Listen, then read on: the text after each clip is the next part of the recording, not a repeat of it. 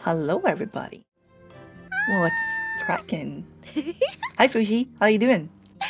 Good. How are you? I am good. I am good.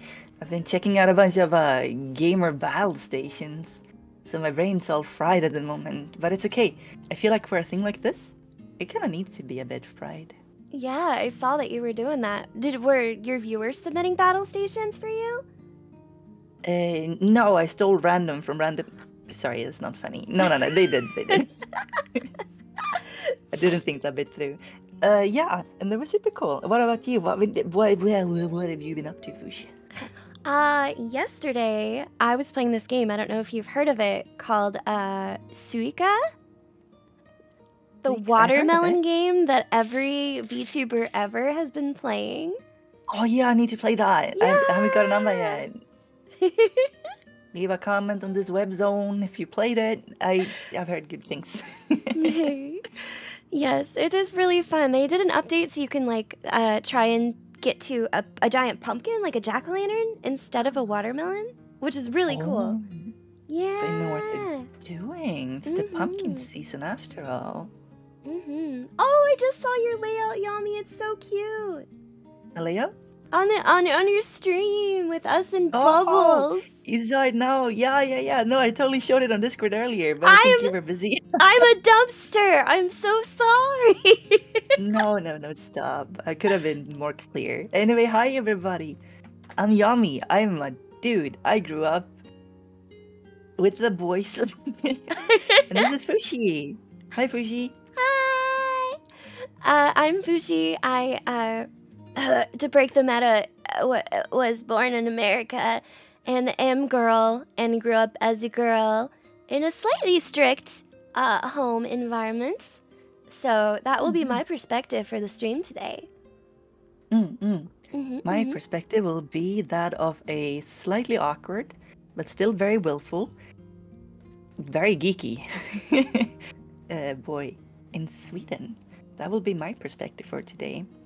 And so this stream came to be because, well, Fushi is great. She's a long-time, VTuber friend. We appreciate Fush. And I don't know, I had this idea the other week or the other month, and I was like, I don't think I understand girls. Or I don't think I understand girls' perspective. And it just became this idea that kept gnawing at me in the back of my mind. So I wanted to ask people, hey, what's it like being a girl? And it was such a weird question. Everyone went, what? It's just, you just exist, basically. And then I figured, let's just talk about our experiences growing up and, compare them. Because we are from different cultures, very different cultures. And we have different, gender perspective and stuff. Yeah. And I just want to mention this stream, of course, it's in good fun. It's in learning to understand each other and other people. So we encourage everyone in chat to also be, respectful and chill. No sexism and stuff. Sexism bad. I know. Even though boys are stinky and smelly and not as cool as us ladies. Are you kidding me? It's just your stink is different. I don't know how to put it, but when girls are stinky, it's sour, and when guys are stinky, it's like something died. I think that's true. It's pheromones. Pheromones are different. Yeah. They say if you meet someone and you think that their bad smell smells good, that supposedly you're physically compatible. Yeah. You like their pheromones. Exactly. Yeah. And perfume, I think, is supposed to imitate the scent of certain pheromones. It depends on what kind you get. I hate those super floral perfumes, though. The ones that smell really chemically. And yeah. Yeah. I like the ones that smell like cupcakes and cookies and things us Americans like. Oh, that's what girl perfumes are like? You get cookie perfumes? Yeah, I have one called Sugar that smells like cupcakes. And I used to be known by friends at cons as the girl who smells like cupcakes. Cupcake lady, okay. Did you hear that, everybody? Somebody smells like cupcakes walking by the grocery store. Odds are slightly higher that it might actually be Fushi. Someone in my chat says they want to smell like Cheeto dust. You know what? Fair. Gamer scent. I taste like a Dior Sauvage. It's very Dior. woody. Wood and citrus. Fancy. Yum. Fancy. I'm gonna pretend good. I'm ritzy enough to know what Dior smells like. I was gonna say next time I see you, I'll just spray it on you, but still haven't hung out in person yet. No, we haven't. We've never met in person. Guys, Yeah. I don't know. I don't know anything about Yami. He could be lying to me about his entire lore backstory. He might not even have a snail. Okay, you're pushing it. What do you mean? You're gonna come on here on my stream and excuse me of not having a snail? I don't know. I might not be an elf. My dad might not be a tree. Your dad was a tree. Okay, I don't think we need to go into this. My dad was a tree. I have a good question on our topic. I'm a preschool teacher, right? A licensed one. And one of the main things that we're not supposed to do here is to force the children into gender roles. It's okay if a girl is really feminine, all good. If a boy is really masculine, all good. If a boy is really feminine, all good. You just leave them be, right? You let them be themselves. You just encourage growth as the person they are. That's the way it's supposed to go, but it hasn't always been that way, and this is a very recent phenomena.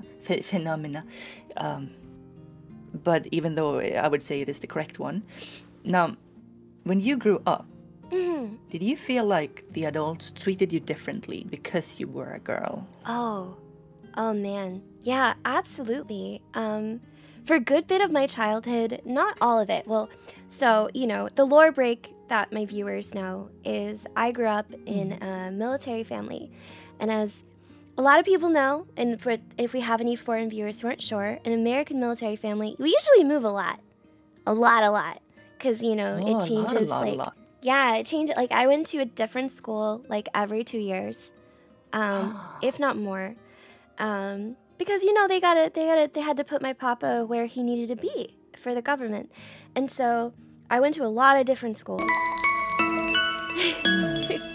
And I'd say that the biggest, sorry, I just got raided, so I was like, oh, concentration. Thank you, Gala. No, what's up, raiders? But one of the most difficult things I think when it came to gender roles and stuff is for a while I went to school in the Deep South. Oh my goodness! Raid. Thank you for the sub, Gala. Thank you. Appreciate it. But when I went to school in the Deep South, I think gender roles were very much so a big thing. Girls didn't wear pants. Oh. Yeah. Oh. It was a big thing if you wore pants. They always talked about how you were supposed to be a sweet little young lady and stuff like that. Guys got to be more rough. It was more common for young boys to play video games, not as common for girls. I had a lot more guy friends because I got really into video games and card games and stuff. And yeah. I got bullied a little bit for that. Oh, really? By girls, yeah. Because I feel like society these days is a lot more accepting of girls being into nerdy things from a young age. But when I was a kid, you couldn't really do that, And I don't know. What kind of a life is that? Yeah, I don't know how bad bullying is these days for kids. It's still bad. Yeah, I'm sure it's still just as bad. It's just moved on. Not as savage, but still bad. It's on the internet too. Yeah, you can't escape it. Yeah. But that's a different topic altogether. So, to reiterate, you were kind of firmly placed into a role and a camp. This is what you're supposed to do, and this is what you're supposed to wear. But you kind of broke that anyway. You broke the mold a little bit. Yeah. By being nerdy. My dad was really nerdy, and I had siblings who were also nerdy, so I think that helped. I was not aware that you had siblings. Yeah, I don't talk about them because I like to be like, gotta be safe. But I do. Yeah. I won't Okay. describe them too much, but I do have siblings. Mm. Do you think I'm the oldest or the youngest?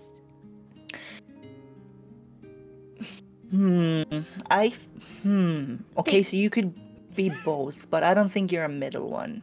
You don't have middle child energy.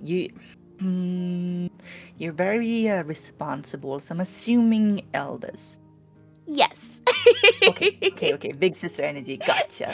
I'm big sister, absolutely. Yeah.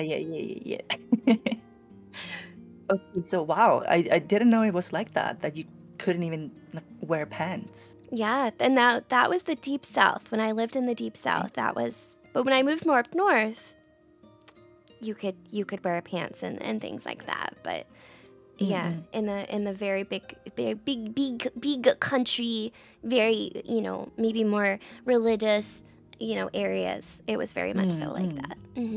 Okay. When I was really little. Yeah, I've heard that the culture can be extremely different depending on where in America you are. It's such a big country, and so many different cultures kind of live there. So depending on where you are, it can be super different. Well, on that topic of kind of being treated different, I was definitely treated kind of, as a boy, but it wasn't like you have to wear pants. At least not. I didn't say it out loud. But definitely, kind of treated. How would you put it? As in, my sister was a real piece of work. Oh. And she was just kind of.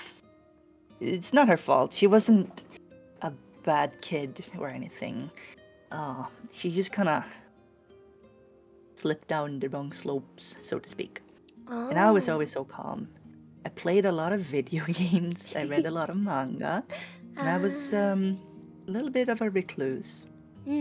However, when it came to conflict, for example, there was a big difference in conflict resolutions. For me, it was always like, suck it up, or like, quit moping. Stop. Like, what are you sad about? Go kind of. I did get a bunch of like man up, but also like, what you just go. Stop thinking about it. While my sister was like, the adults gave her more time of day and listened to her or let her get away with stuff. And we're twins, so it was very obvious. Very, very obvious. Oh, I forgot you were twins. Yeah, I got a twin sister. That's... Do you guys look alike at all? No, not at all. Oh! We don't behave alike. Basically, I am the good boy, and she is the difficult teenager. Oh, wow. That's so interesting. That's really cool. Being a twin and being so distinctly different. It's very yeah. Gap moi. We were like people didn't know what to think. But she was also she got away with a lot more stuff than me. I very love much you, for being a girl. Blazin'. Like, you know what like 12-year-old girls are like. They're so difficult. Blah, blah, blah, and for me it was like, shut up, sit down, go do something else, go do that. Oh my gosh. And I was like, I don't wanna. And they were like not even reply. They were just like, well, and they made you do it. So they were pretty harsh. But you said you grew up with boys and played games and stuff. Were you befriended the boys? Yeah. I have a little story. When I was little, I had to go to like a Baptist Christian camp when I lived in the Deep South. And it was, we won't talk about religion in this stream, but it was, it was how I was, raised and stuff like that. But when I went to the camp, we stayed in these cabins and we went outside and went to like services and campfire stuff and all those different things. Well, there were all these cool bugs at the camp. And I had like a pet caterpillar when I was little. I grew up in the country. I'm not afraid of bugs. I don't eat bugs. And I don't like have pet bugs, but I did have a pet caterpillar because caterpillars are cute and they're different. Well, the girls... The way you said that was really weird. Yeah? I don't eat bugs. I'm not afraid of... I would never be afraid of bugs, and I would never eat a bug. Yum. No, I won't eat bugs. I won't, cause I don't know. I mean, it's gross. Not that I have anything against people who eat bugs. I was raised in a different culture, and we don't eat bugs here. But You sound so guilty, but sorry, go on. But I would, if I found a bug that was in danger, I would escort it to safety. And I remember I had an incident with the girls in my cabin, and I ended up getting picked on and bullied because of being nice to a caterpillar and a beetle. And so Aw. for the rest of the time at camp, I would sneak over to the boys section, not for anything nefarious, but to hang out with them because they liked bugs and we could talk about it. Oh, okay. And all They the were based and girls stuff. would make fun of me and like call me the bug girl and be mean. It's so mean. What the heck? The bug girl. Sorry, I'm sure it was really traumatizing. Oh It's yeah, such a child thing to do. So childish. at the To save a time bug. it was She's the super. bug girl. She's less than us because she saved a bug. I remember. It's so awful. Yeah, there was like a beetle on its back, and there was a group of girls around it, and they were Aw. like, ew, look at it, like poking it with a stick. And I was like, don't hurt him. And I helped the beetle, and I flipped him over, and they were like, ew, you touched it. You can't come back in the cabin. We're going to lock the door. And like, they would let me back inside. That's savage. Kids, that's right. How old were you guys? Elementary school grade. I was not yet in middle school. I don't remember my exact age. But Elementary, okay. yes, I do remember. I hated that camp. It sucked. And it was horrible. Not because it was Baptist or religious, but because everybody there were jerks. Except for the Oh boys. yeah, it seems to be right. And the bugs. I'm sure the bugs were fine too. Oh, yeah. I think they liked me because I would escort them to safety. Oh wow. Did you ever go to camp Okay. as a kid? Did they have those over Go- there? Yeah, I mean, not in the same caliber. Maybe they're like scout camps. I was like a Boy Scout for a bit, or we just had scouts. They were just non-gender scouts. Thanks for coming We to the stream also, class. kind of random Mwah. camps. I did a lot of like Thanks, Rory. wilderness survival stuff. Just grab some families and just go out in the forest and just do with the forest stuff. I always wanted to go to camp. I wanted to go to one of those like summer camps Oh, that yeah. they have in the Americas, but we don't really have that. And if we do, it's super rare. So your parents never got like a good 4 weeks vacation away from you. It just doesn't exist here. They're stuck with you guys. Yosh. Mm.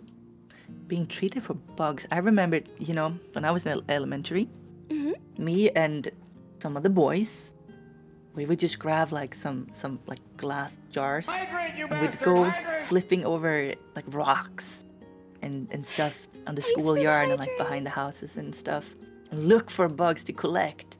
And we'd be like, whoa, there's a spider down here.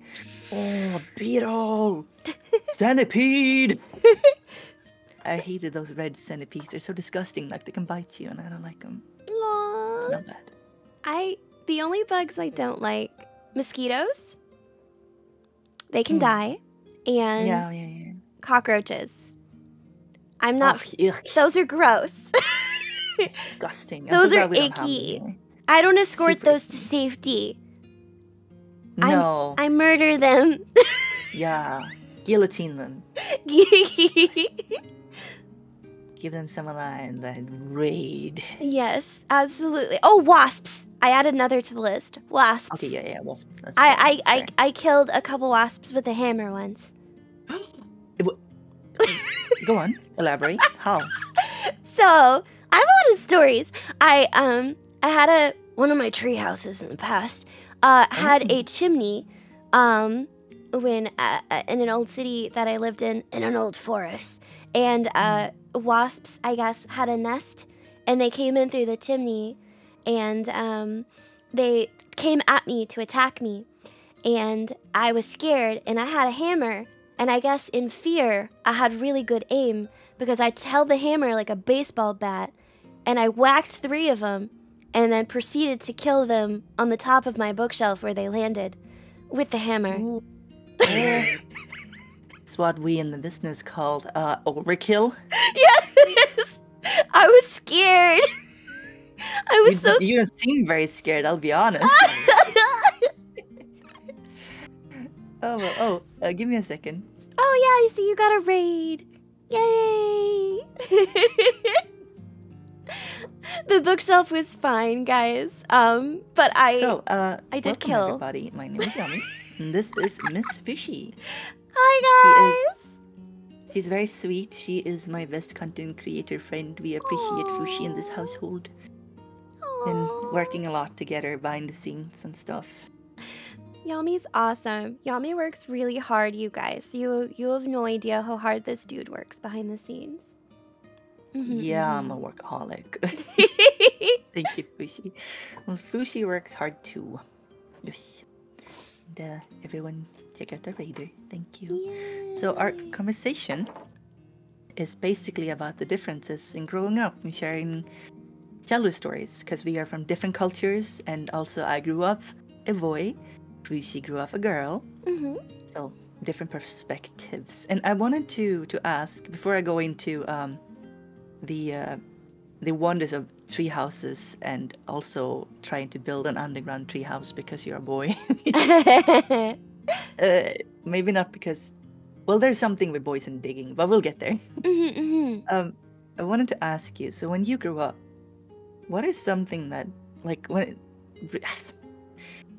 would you have wished was different in the way people treated you? Like, without really knowing you, just kind of you being there, so to speak, or the things that happened to you. Let's see. If I had to think about that, I think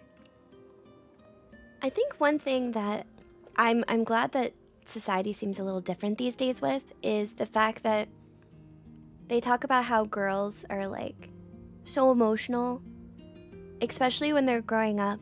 Like, we go through these phases of hormones and things like that. And by the way, the same thing is happening to boys. Like, y'all are going through the same experience. But and believe me, the hormones are not fun. No. And I feel like they discount things that young women say or do sometimes because of those things. Like, and I don't like I get mad sometimes. You know how like, for example, you know how like Taylor Swift, the musical artist, is very popular, and a lot of girls really like her, and so they'll go to her concerts, they'll dress up, look all cute, you know, basically cry because they're so happy. Well, people see that, and they're like, it's just girls being cringy and emotional and whiny, and I'm like, I like when I see people being passionate about something they love. Like, what's the difference between that and like some dude who's like so happy that he, you know, beat a high score in a game or finally got the car that he wanted, or other stereotypical masculine things? Like, I think it's silly. Managed to dig a humongous hole at the beach with the boys. Or found a really good stick, you know? Yes! Oh my god, yes. Oh my god, yes, the sticks. I will get on this after this. Okay. Good stick discussion! Not just like, just not discrediting, is that the word? Or saying, she's hormonal, whatever. Breadless has subscribed tier 1 for 25 months. How would you put it in a Hey, I'm sentence? cringy and emotional and whiny. Wait, Lamau. Oh my goodness! Sorry, I just got a lovely sub from Lovely Breadwords, who says that he is cringy and emotional and whiny too, even though he's a guy. Also, Thanks, Brad. we got a little chime in here. The same thing kind of happen if you're emotional and people say, "Oh, you're on your period." Yes! Oh my gosh, I hate that because they've like I know it's not exactly the same, but they've done studies that, you know, people who, you know, are born male and deal with male hormones go through a similar, not the same, but a similar experience where y'all's emotions can be a little bit out of whack and your hormones are a little crazy. Oh yeah, tell me about it. And they'll blame girls and then give no sort of consolation to guys going through their own experience with hormones. And it's not fair for either. either side. Yeah. Yeah, that must be, that's horrible. Because we get to be like, oh, she's on her period, that's why she's being emotional. And then for guys, it's like, he can't show emotion because he's a guy. Oh yeah. Oh my God.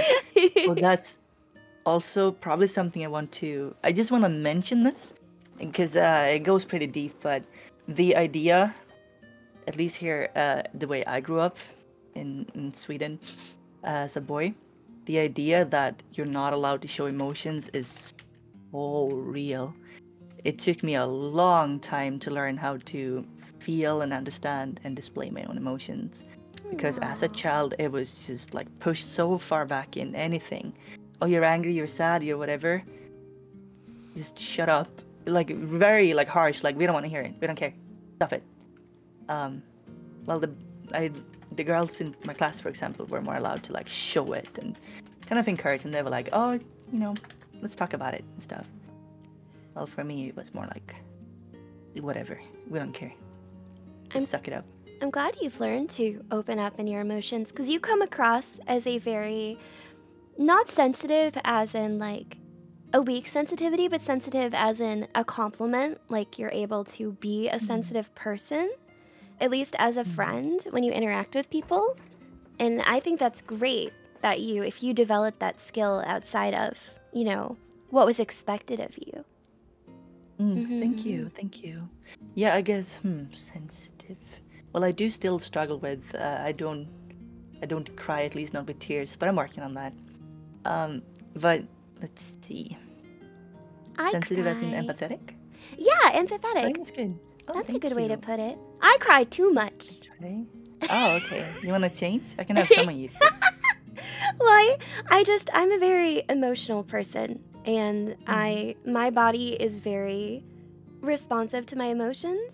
So like, oh, that's cool. I'm that person who I'm like, I don't want to cry, but too bad it's happening. And I can't, I can't help it. I know, my chat knows. They've pretty much almost made me cry so many times. Or like games that make me emotional, or if I see like a cute animal, sometimes I'll be like, oh my god, this is so cute. Like I love that. Yeah, crying because you see something cute. I have a good memory of a friend who started crying over how soft bread was in a video, and I kind of thought that was nice. Oh, that's adorable. Yeah, that was an interesting conversation. But a note on this, because I see some people in chat that kind of felt the same as me, like the learning of not learning to process emotions or just suppress it. It's never too late to work on these things, and suppressing emotions is a huge cause of a lot of mental illness. Thank you, Blazin. And you're meant to cry. There are some physical things that happens in the brain when you cry that just, it's like an actual cleansing. So you will feel better after, and you will feel more, your thoughts will kind of be more clear. It's supposed to be that way. We're supposed to cry. And some people need to cry more than others. And sometimes it's not a good time, but maybe cry after. And we should never make fun of anyone for crying, which is obviously a bad idea. Yes, exactly. It can be a huge relief, especially if you've like dealt with a very stressful period of time or a lot of unfortunate things. Like to give yourself that time to just release. It's very important to learn how to do that. Yeah, catharsis. Yeah, that's the catharsis. Word. Catharsis. Yes. It's a real thing. It's real. It's not. You can't. Stoicism is stupid. Don't be. I'm hugging you, Zeno. Stoic and just pretend you don't feel emotions. You can be somewhat stoic, but you still have to feel emotions. Oh, I'm sorry, Blazin.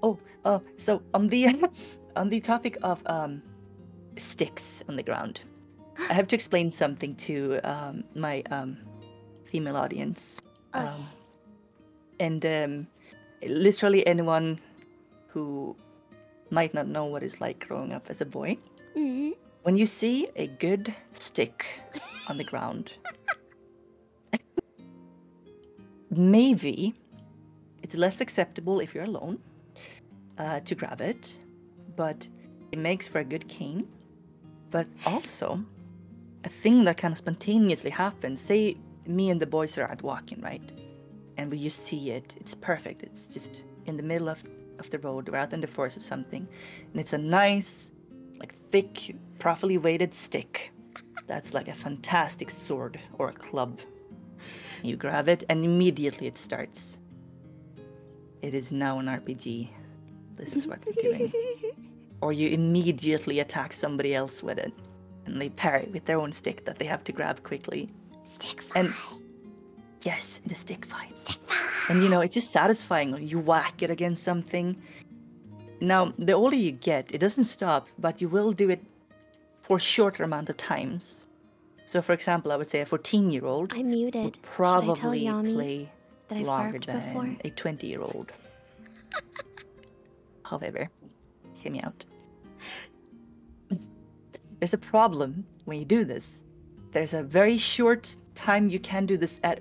It usually goes too far because there's always going to be a girl. She spawns. She just shows up.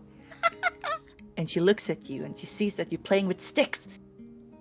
And everyone just kind of immediately, you know, starts feeling ashamed and throw the stick away. Or we don't throw it away, we place it nicely for the next group of men. But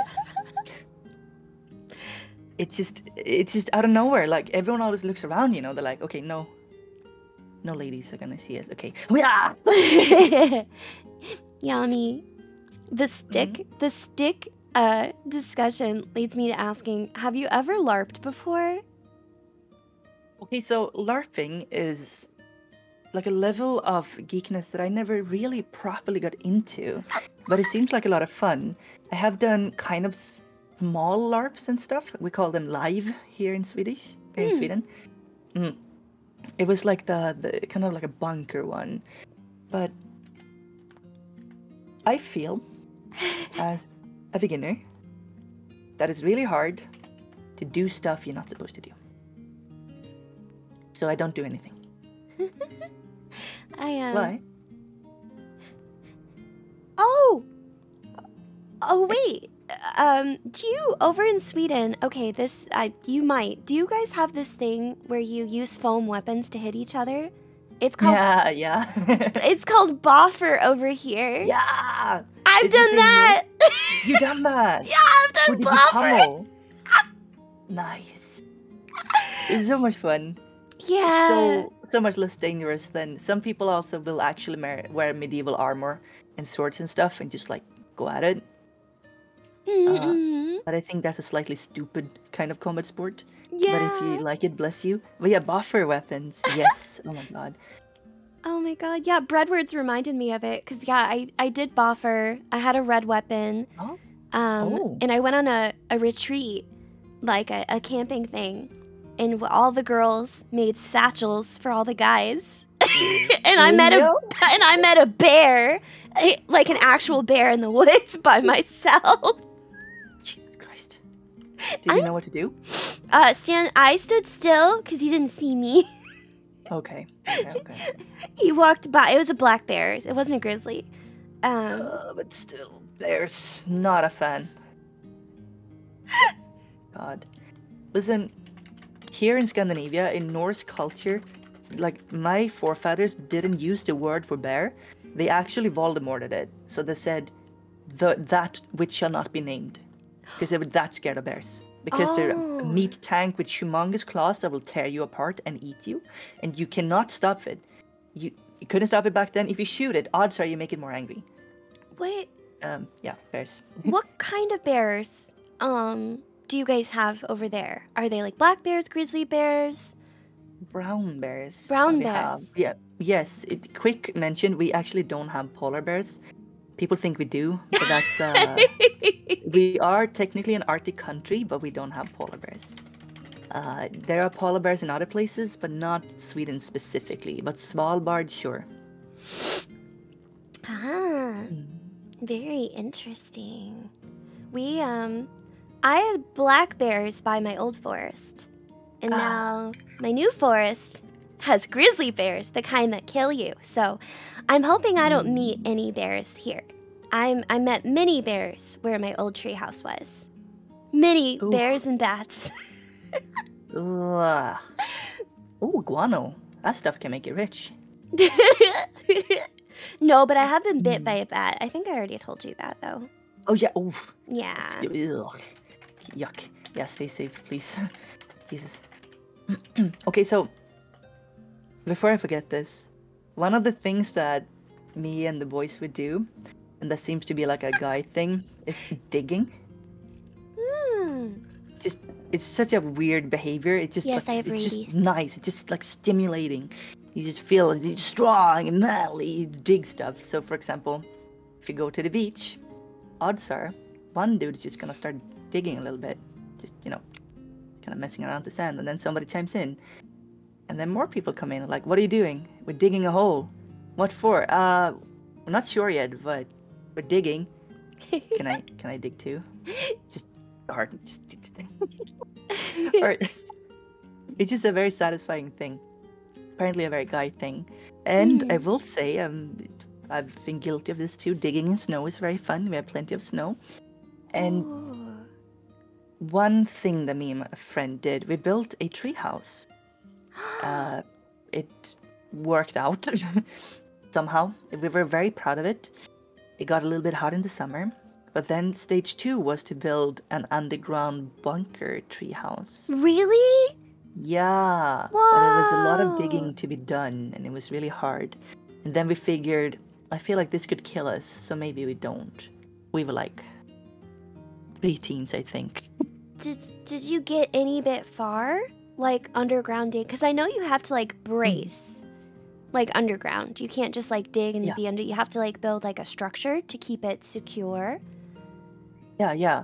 So we basically built like a minimum, what do you call it? An MVP, minimum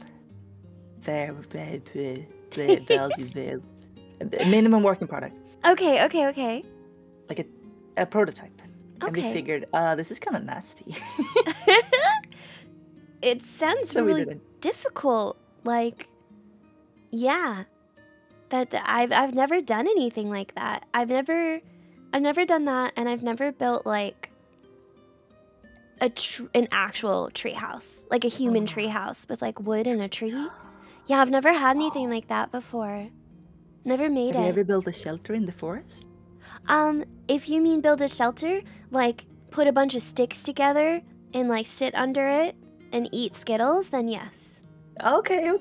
Yes. Okay. Yeah, okay, that's nice. But nothing like with like hammer and nails and like a thatched roof and nothing like that.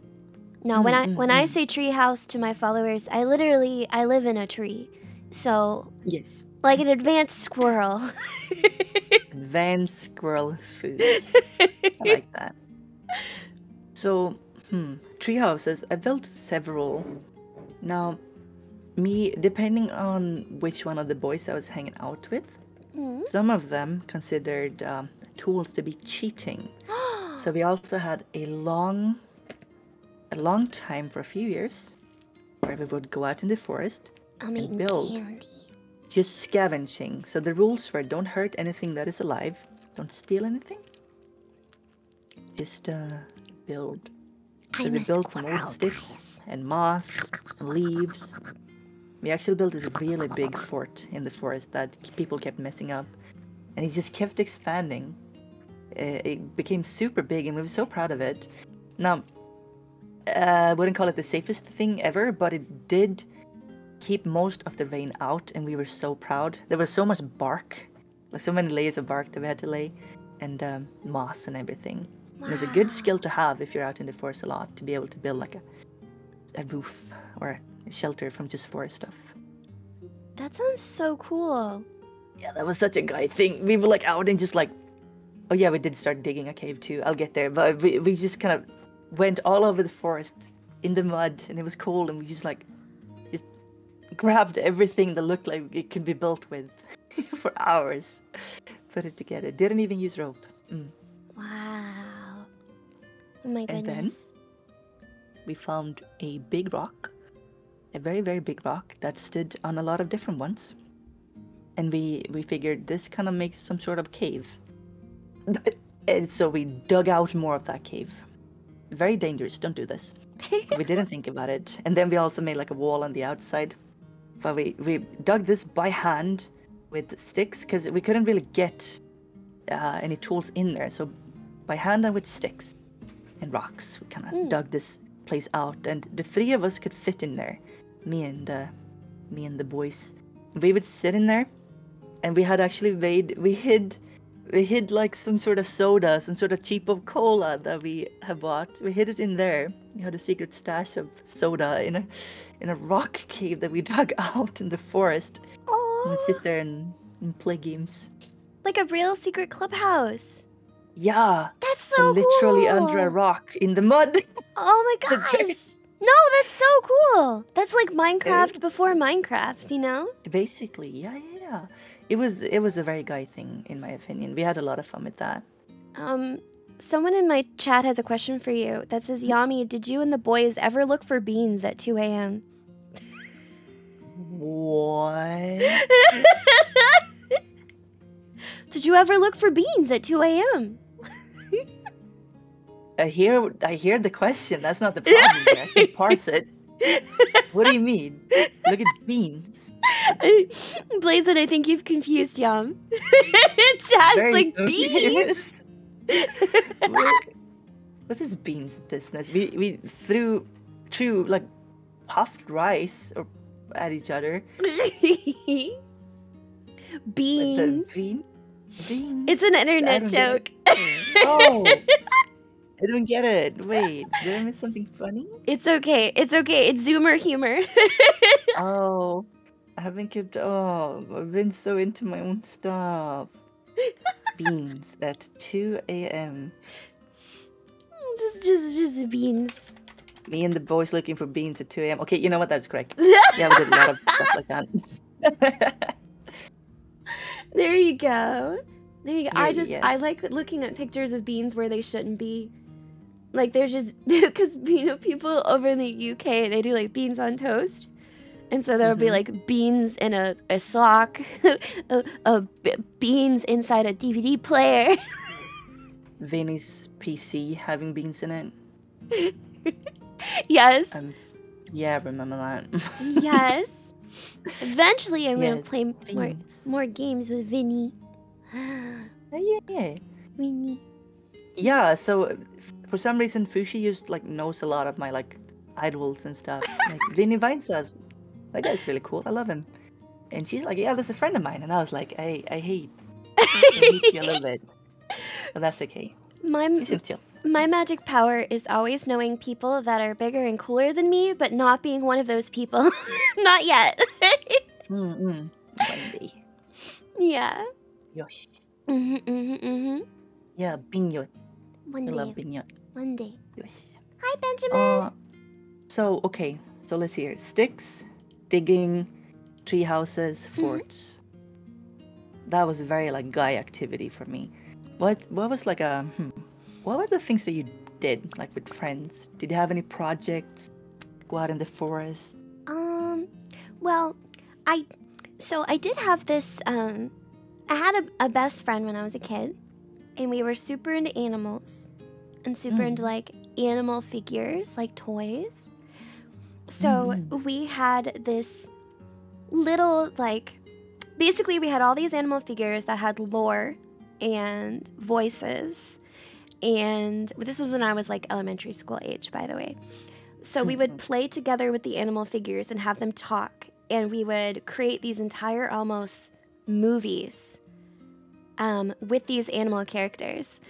And there was like a little society, and there was like the evil cats and the dogs who were good, and the horses who didn't want to be a part of any of the controversy, and then the Barbies who were always really evil, the Barbie dolls. And there was a time at which we like filmed it, and we made like a little episode of it, and no one on the internet will ever see this because I still have it. Can I see it? It's horrible because partway through we interrupted our own movie for a commercial break, and the dog figurines did like a news segment for I like love that. the weather and like Oh. the football team scores and like That just sounds like a good time. I don't know what the problem is. we had like a cereal commercial for like, I think it was called Okay. like Puffy Kitty cereal or something because the evil cats owned it. They used to I play see, it's in universe. Yep, they used to play the theme song. If they captured some of the dogs and put them in prison, they'd play the Puffy Kitties theme song over and over again as a form of torture to get them to say where the other dogs were. We were very unique little girls. That was a big part of what we did. Wow. That just sounds like a really good time. But I still have some of the figurines. Oh yeah? Yep, some of the animal figurines. Some of them were like little I pet see. shops and stuff like that. Okay. But it was a big part of my childhood. I think it sounds very lovely, and I love that kind of creativity. Benjamin Bryce 92 I'll always gifted 5 encourage kids when they subscriptions want to to the do community. stuff like that. Get a Thank feeling you, for the YouTube life or filmmaker life. Thank you. Oh my goodness. Yeah, it was great. I think you reminded me. I remembered that there was a time when one of the cat figures got stolen by one of her neighbors, who was this other girl who didn't like us, and so we had to write it into the lore that she got kidnapped by like a foreign Aw. power. Okay. Yeah, it makes sense though. Oh yeah, that was totally a thing. Kids stealing your stuff. Jesus Christ. I Benjamin, had a you're lot so of my cool. stuff Thank stolen, you and so I was much. cautious. I appreciate you so Remember stinking my much, Yu-Gi-Oh darling. cards being Thank you. snatched or ugh. Pokemon cards too. Pokemon Harsh. cards. Yeah, did you play? Did you have them? Did you play? Yes. Oh, you yes. did? Yes. Oh. I loved Pokemon. Pokemon and Yu-Gi-Oh. I played more Yu-Gi-Oh than I did Pokemon, but I collected You more did? Pokemon. Yeah. I played Yu-Gi-Oh my entire life. Literally my entire life. Yes. I'm named after a Yu-Gi-Oh card. Oh, you're right. Yummy. Yeah. Yummy Yugi. Oh my god. When I'm around, I buff all spellcasters and fiends with 200 attack and defense, and all fairies. I mess them up. I take away 200 attack and defense from What? them. Oh no! I have a fairy deck. It's Wingweaver based. Oh. Yeah, my deck. Well, my deck is a fairy the content. deck. No, Yeah, that's cool. that's the one I always ran with when I was little. Wingweaver was Okay. my favorite card. Wingweaver is pretty. Yeah, I like- remember that card. I like the fairy Chad, card. Wingweaver is one of the girly poppest of all cards. Yes. Wingweaver, one word. Check it out. Yes, Like an angel almost. Wingweaver. I'm gonna put it in the. Have you ever played Magic the Gathering, Yami? I have like a Celestia token spam deck somewhere. I thought it was funny to flood, but you know, the setup for that thing is so brittle. Mm-hmm. But I have played it. I never got into it because I was always like, in Yu-Gi-Oh, you can play 20 cards your first turn. I don't want to just drop one land and pass. That's boring. Well, what's cool is I'm learning Magic right now, and okay. I have a friend. I have a couple friends actually who work for the company Wizards. I'm not going to talk about them too much, because they work a job and, it's very important. I got to keep that separation there. But one of my friends who works for Magic built me a deck, a Magic Commander deck. And It is Commander. That's the good Yeah. format I heard. That's good to play. she made my commander character called Bruna, who is an angel. And Oh, so, angel deck. yeah, she built the deck themed around like angels and light and all of that stuff. And I'm really excited one day to get to use it. I need to learn how to use it better, but one day I want to use it on stream. Yeah. Do you still play Yu-Gi-Oh, Yami? I play on and off with friends and stuff. I love Yu-Gi-Oh. That's so cool. I do play. Big fan. And I've been recently trying to get into the Pokemon TCG. I love card games. No, you're a Me and the boys nerd. played all the card games, but never any Tintillatus. girls. But yeah, no. If you ever want to play a card Brandon, game, we just should hit me play up. Magic. Yeah, I would really enjoy that. I like card games. They're a great thing to do when you're just like talking with people and stuff. Yeah, exactly. You get to meet people and talk and Yeah. actually interact with real people sitting in front of each other having a chat. Yeah, humans. Yeah, Social human interaction. Interaction. Yeah, what are those again? What is that? Is anybody in either of the chats like being social and hanging out with people? I thought so. They're not. They don't do that. Socializing is good. So, yeah, there is a very guy problem with some card games like Yu-Gi-Oh! Mm-hmm. It tends to attract a bunch of dudes, and a bunch of dudes in a room is not a problem. But sometimes, when a bunch of dudes in a room play Yu-Gi-Oh!, they turn weird towards ladies. Stinky. And it's very difficult, from what I heard, to try and play a card game against somebody that has other motives than playing a card game with you. Yeah. They are never any girls whenever I played with those groups. Yeah. The same. Yeah. I don't know if that was like a thing, if you ever did card games when you grew up, if people were weird to you. I think a majority of those like organized events, even these days, but not completely, are typically male leaning. I know that a Yu-Gi-Oh event, I didn't go to it, but in my old city I had an issue where there was a sign that was like, if you come to play I know Yu-Gi-Oh where this is going. and you're stinky, you have to you forfeit and you have to go home. Yes. If you come and you're stinky, you have to leave. Yeah. They had to put that into the rules.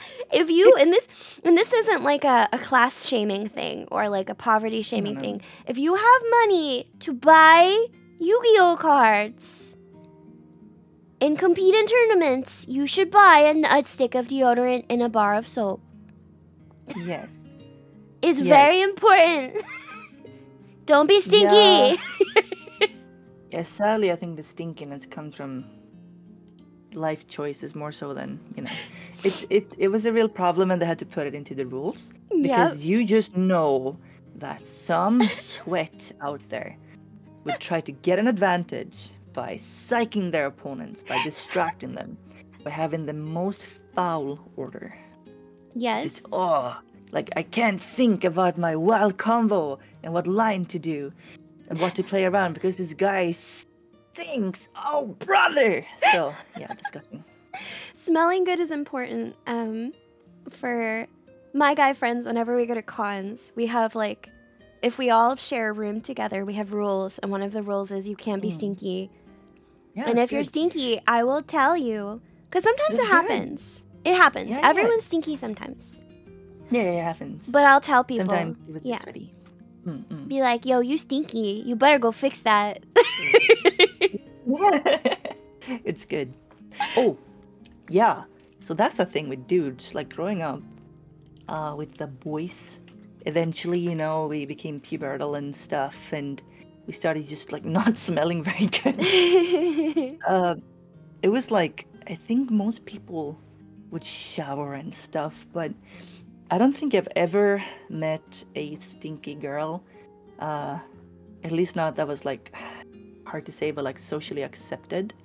But like it seems really harsh, but it seems like guys get kind of some leeway when it comes to being stinky. That's what it was like growing up. Like they just kind of accepted, oh, these boys being boys. No. Okay, but he can still shower. He can still use soap.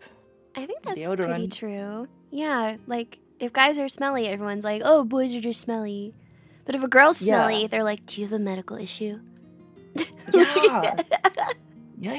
Yeah. And okay, so just stuff like not putting on a fresh pair of socks in the morning. Like that's just like more accepted for dude for some reason. Like why do we have to smell somebody's dirty socks. Like it's okay if you've been sweaty during the day, like it happens, but sometimes it's very obvious that somebody just didn't change their socks. I just had to start wearing socks on the regular now that I'm actually in a colder area. Oh, you didn't do socks? No, when I was in Florida, I would always wear flip-flops. Hey! Sandals. Flip-flops. Yeah, there was no because I have this thing where I don't like my feet to be enclosed. Like, I feel like it's claustrophobic for my toes. But now that I'm in a cold place, I have to wear socks. So I started to get like really comfy socks and stuff like that. And it's new for me. It's a whole new world. But I'm wearing socks right now, actually. Socks are comfy though. But I feel that too. Socks can be a pain. Yeah. You wanna free out your dogs. Keep them out. Yeah, and you can also slide on the floor in your kitchen. Yeah. Oh yeah. Yeah, you can like ice skate. Yeah, I skate it a lot as a kid.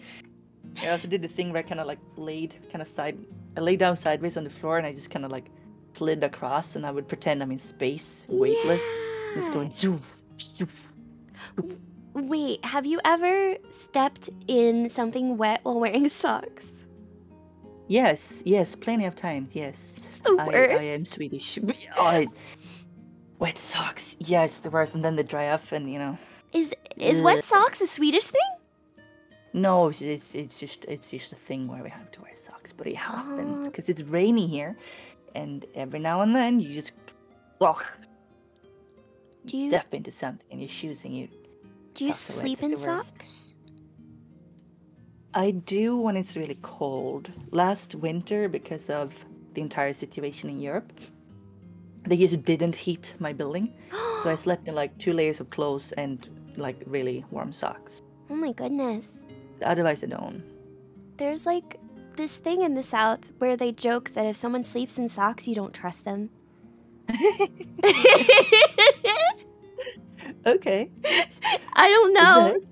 I sleep in socks sometimes. I usually end up kicking them off in the night, but it was a thing where it's like, oh, you sleep in socks? What's wrong with you? Yeah, you know, Fushi, this is kind of new information to me. I wish you would have told me this earlier, because I don't know if anyone else has heard that. About how this might jeopardize our friendship. Yeah, you gotta keep your beans on lock. You gotta keep them in your socks. You know, one thing that was always so, like, growing up as a boy, that was so, like, secretive and so sacred and so treasured was, like, the entire locker room thing. I never knew what it was like in the girls' locker room, which is fair. But the boys' locker room was not just very smelly, because it was. There was a lot of whipping each other with towels, I'll tell you what. And it was really rough. Like, locker room talk is a very real thing, and it starts pretty early. But we would also have a lot of fun just butt scooting in the shower, just going whoosh, and then pour more soap and go whoosh. Anyway, what is the locker room experience as growing up as a girl? Well, from what I remember, at first it was super awkward because we're gonna talk about our growing bodies now. So young women develop at all different rates. I was what society would call a late bloomer. I was what you would call patan, or a cutting board, or I had no boobs for a long time. And when you're in locker rooms, you notice, like, you know, obviously, because all the ladies are changing, you'll look over and be like, why does everybody else got boobs? This isn't fair. So, like, in the anime, where, like, girls look at other girls and they're like, look at her boobs, they're huge. I totally did that. Yeah, I totally. That's real. But girls don't walk up to other girls and touch their boobies like in anime. Oh my God, don't do that. Sorry to break everyone's hopes and dreams, but I never had a friend like walk up and be like, oh, let me touch your boobies. Like, that wasn't a thing. Yeah, that's sexual harassment. Yes, that is not appropriate. Yes. That's not funny. That is simply not okay. My locker rooms had showers, but I never used them. I know that Oh, in some cultures, like, you know, public nudity is considered more normal. But I think over here in America, it's still very much like, oh, no. Like, we're okay with violence in America, but we are scared of nudity. yeah. So my whole high school career, I never once used the showers. What? Yep, because in our high school, it's just a big room with shower heads.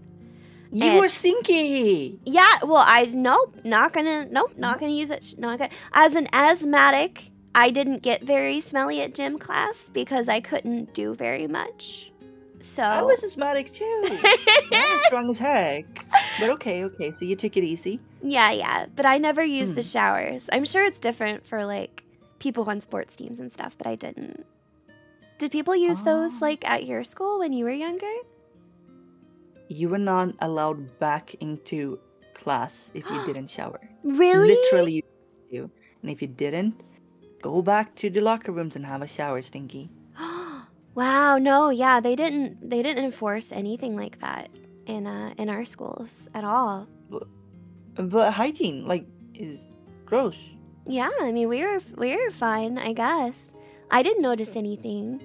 I mean, Stinky girls, huh? Yeah. Okay.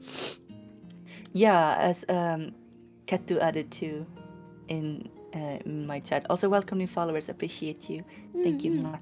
Katu added, nudity is normal here in Nordic countries. Public sauna and showers are just a normal thing.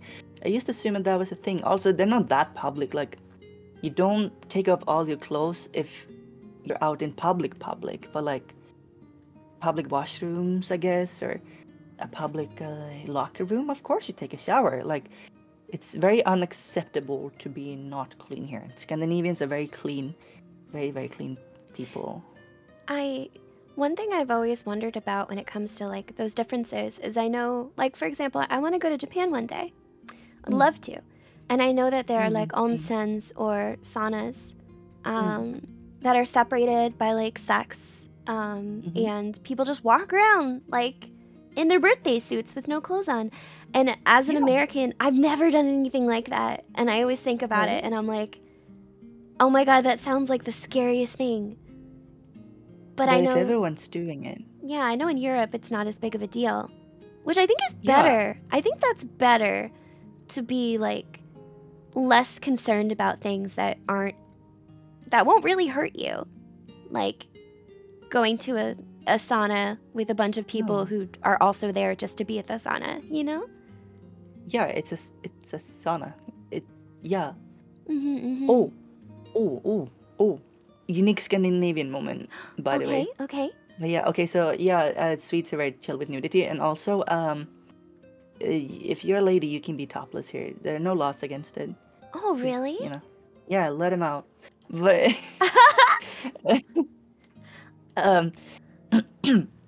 so saunas are very common in gyms and like what would you call them, bathhouses, swimming pools and stuff. There's usually a sauna for every locker room. So ladies, they have their own sauna and the gentlemen have their own. Sometimes they're mixed ones. But in the ones that are like separated, you're expected to be naked. And people will kind of insist on this. And it's none of their business. I don't understand it. But it's like if you go in with a towel around your boys, then somebody's always going to be like, hey, take the towel off. What's your problem? You shy or something? Yes, I have nothing to hide, but I still choose to. Wait, Yami, can people have tattoos in Sweden? Like, is it stigmatized or is it normal? We're Vikings. It used to be stigmatized for a while, and then like 1 or 2 generations just told the parents like, we don't care, and also if everyone gets tattoos, then nobody cannot hire us because nobody's gonna get hired. So like everyone has tattoos. Okay. The reason for that question was I know certain Japanese hot springs or onsens, if you have tattoos, they don't allow you in. So it made me wonder if there was... It might be Yakuza. Yeah. I didn't know if there was anything like that with Sweden, but it sounds like not. No, Swedes are very chill without bodies. Also, let me just greet my raiders. Oh yeah, I see you got a raid. Look at that. Yeah. Oh my goodness. How's my chat doing? I hope you guys are doing good. This is fun. I like this. This is really low key.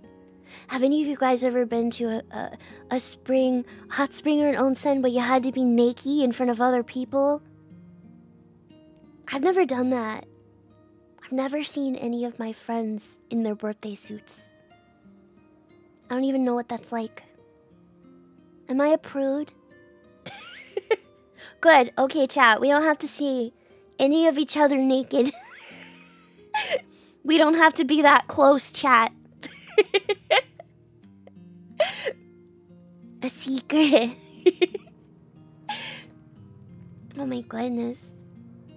I like learning about Sweden though. This is really cool. I feel like a lot of you guys are American, so it's not as exciting for you to hear about like my stuff. But I really like hearing about Yami's. I love learning those things. I really want to go to a hot spring. I've never actually been to one before.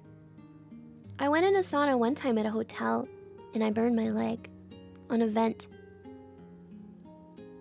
I should stop hurting myself on accident. And by an accident, I mean out of my control.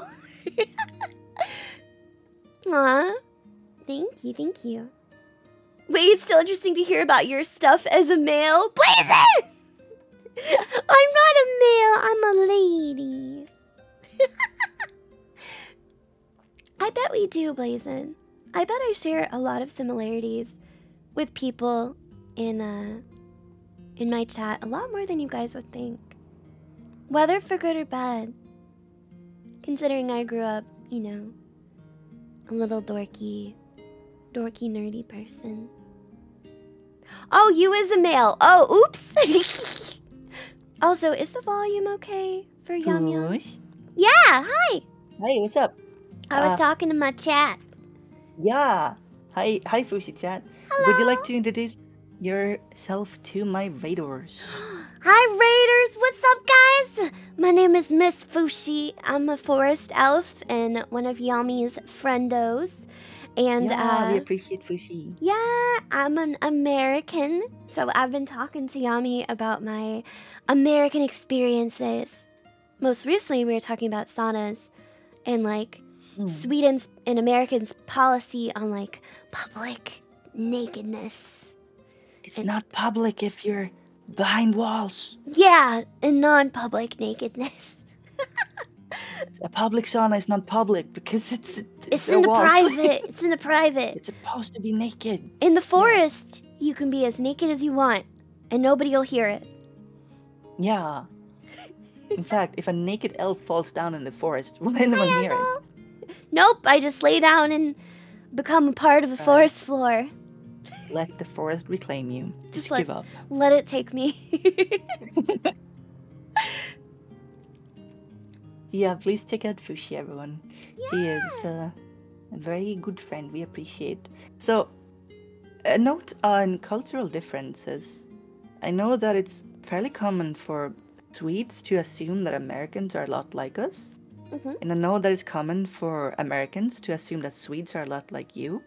But the more I learn, and the more I kind of looked into it, because I've been exposed to a lot more cultures, and especially more Americans lately, we are really different culturally, like extremely different in some cases. And it's very interesting. Mm-hmm.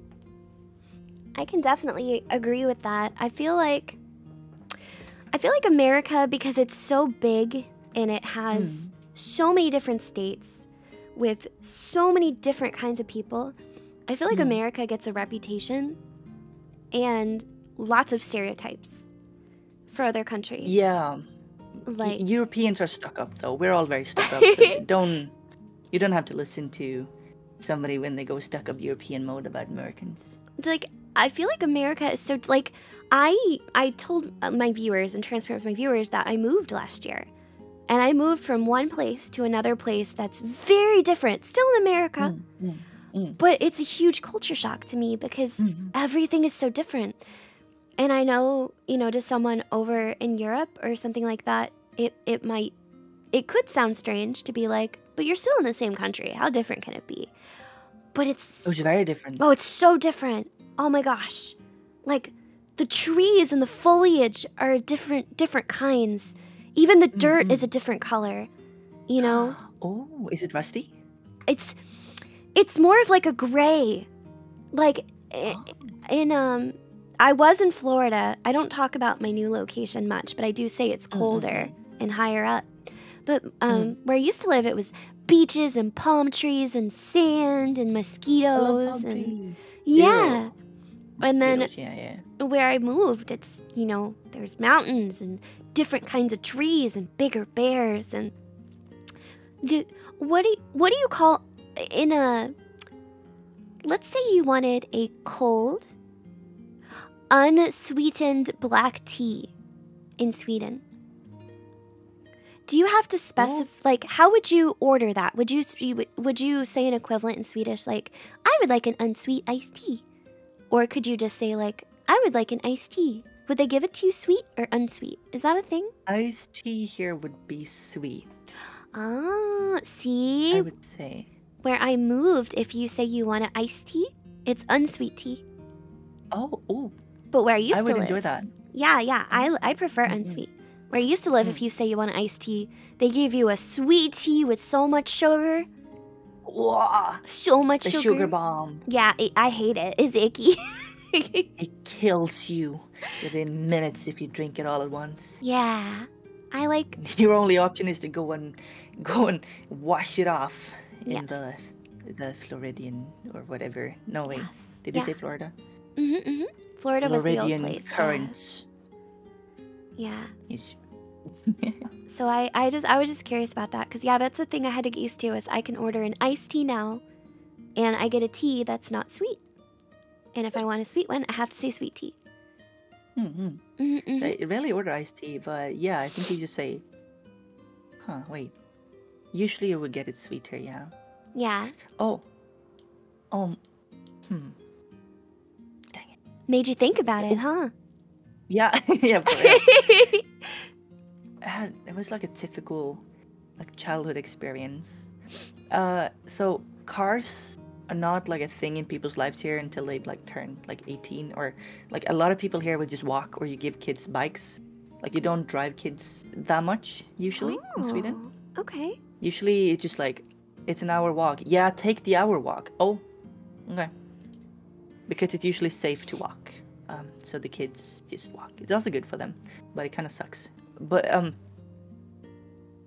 we did a lot of biking around and stuff, me and my friends, and do little drag races with our bikes and just kind of get everywhere on bikes and be kind of a little rough and tumble with the bikes sometimes.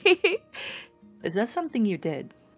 Well, so I'd say there's two sides to it. I think so. Bikes as a form of entertainment were definitely a thing. I learned to ride a bike. I had a scooter, a Razor scooter. I don't know if you guys had those over there back when I was a kid. And I don't know if anyone in chat is from America, they probably know what I'm talking about when I say a Razor scooter with blue handles. But I had one of those. Okay. But I couldn't go very far with it. My parents were very protective, so their rule was don't go past the mailbox at the end of the street. So I wasn't allowed to travel anywhere. Like you said, kids in Sweden, they'd be like, oh, you go an hour, you ride a bike for an hour to get somewhere. It was not permitted. Oh, wow. I wouldn't say it's because America is not safe, but I also would say it's because America is not safe. Things can happen. Although statistically, the roads are dangerous. Yeah, the roads are dangerous. You could get kidnapped or something. Although you're more likely to get kidnapped by someone you know. Statistically, still, I wasn't allowed to ride my bike to the store or to a friend's house unless they lived on the same street. Yeah. Oh, wait. How did you get there? My parents would have to drive me. On the same street? Well, unless they were on the same street. If it was right on the right on the same street, not past the mailbox, I could go there. But if it was like further away, my mom would either have to walk with me or she'd have to drive me. Oh, wow. The US is very centered around cars because it's huge. It's huge.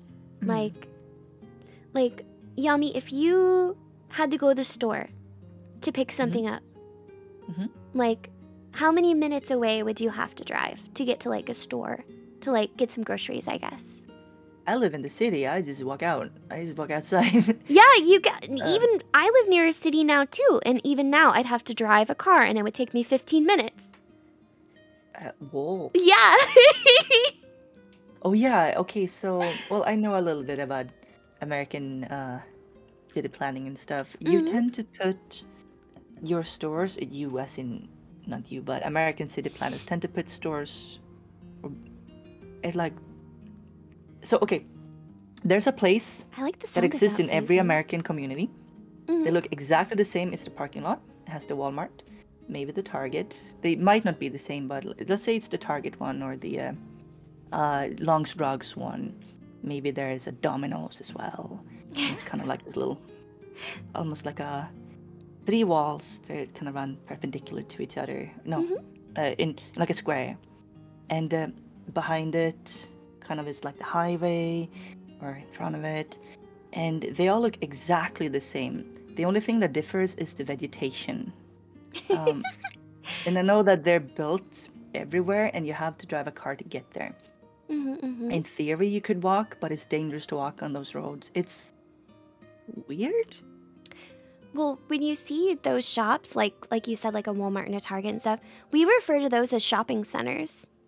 Like if there's an area where a bunch of businesses are, like on a strip of land or something like that, where there's a parking lot that they all share for customers. Yeah, we just call it a shopping center. And yeah, those are very common in America for businesses to be in shopping centers because they're more likely to get customers than if it's just one business on the side of a road where you have to drive right there and park. Americans love shopping centers because then you can walk between the different stores. Safely, though. Okay, so in Sweden, stores are built into other buildings. Like the grocery stores go into be in the same building where people live. Really? Oh, yes. There are some of those, but they're very rare. Okay. Yeah. Oh, that's just how we do it here. Yeah. It's kind of weird, considered weird to like build an entirely new building for a store. It's like wasteful.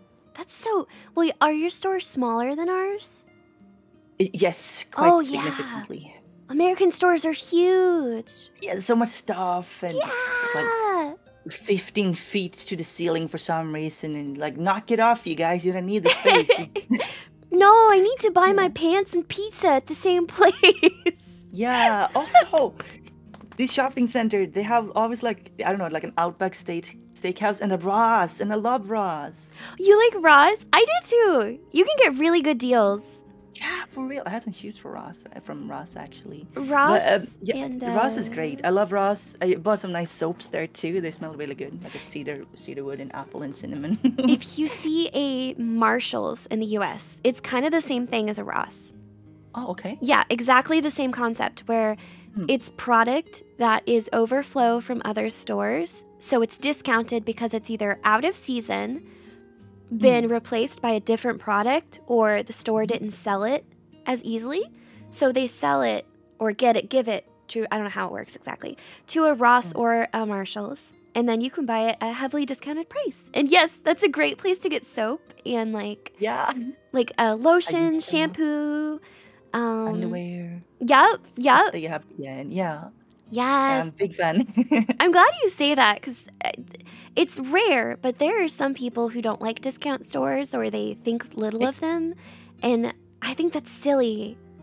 It's silly. Yeah, I love those kind of shops. Very anti-waste, so we love all of this stuff.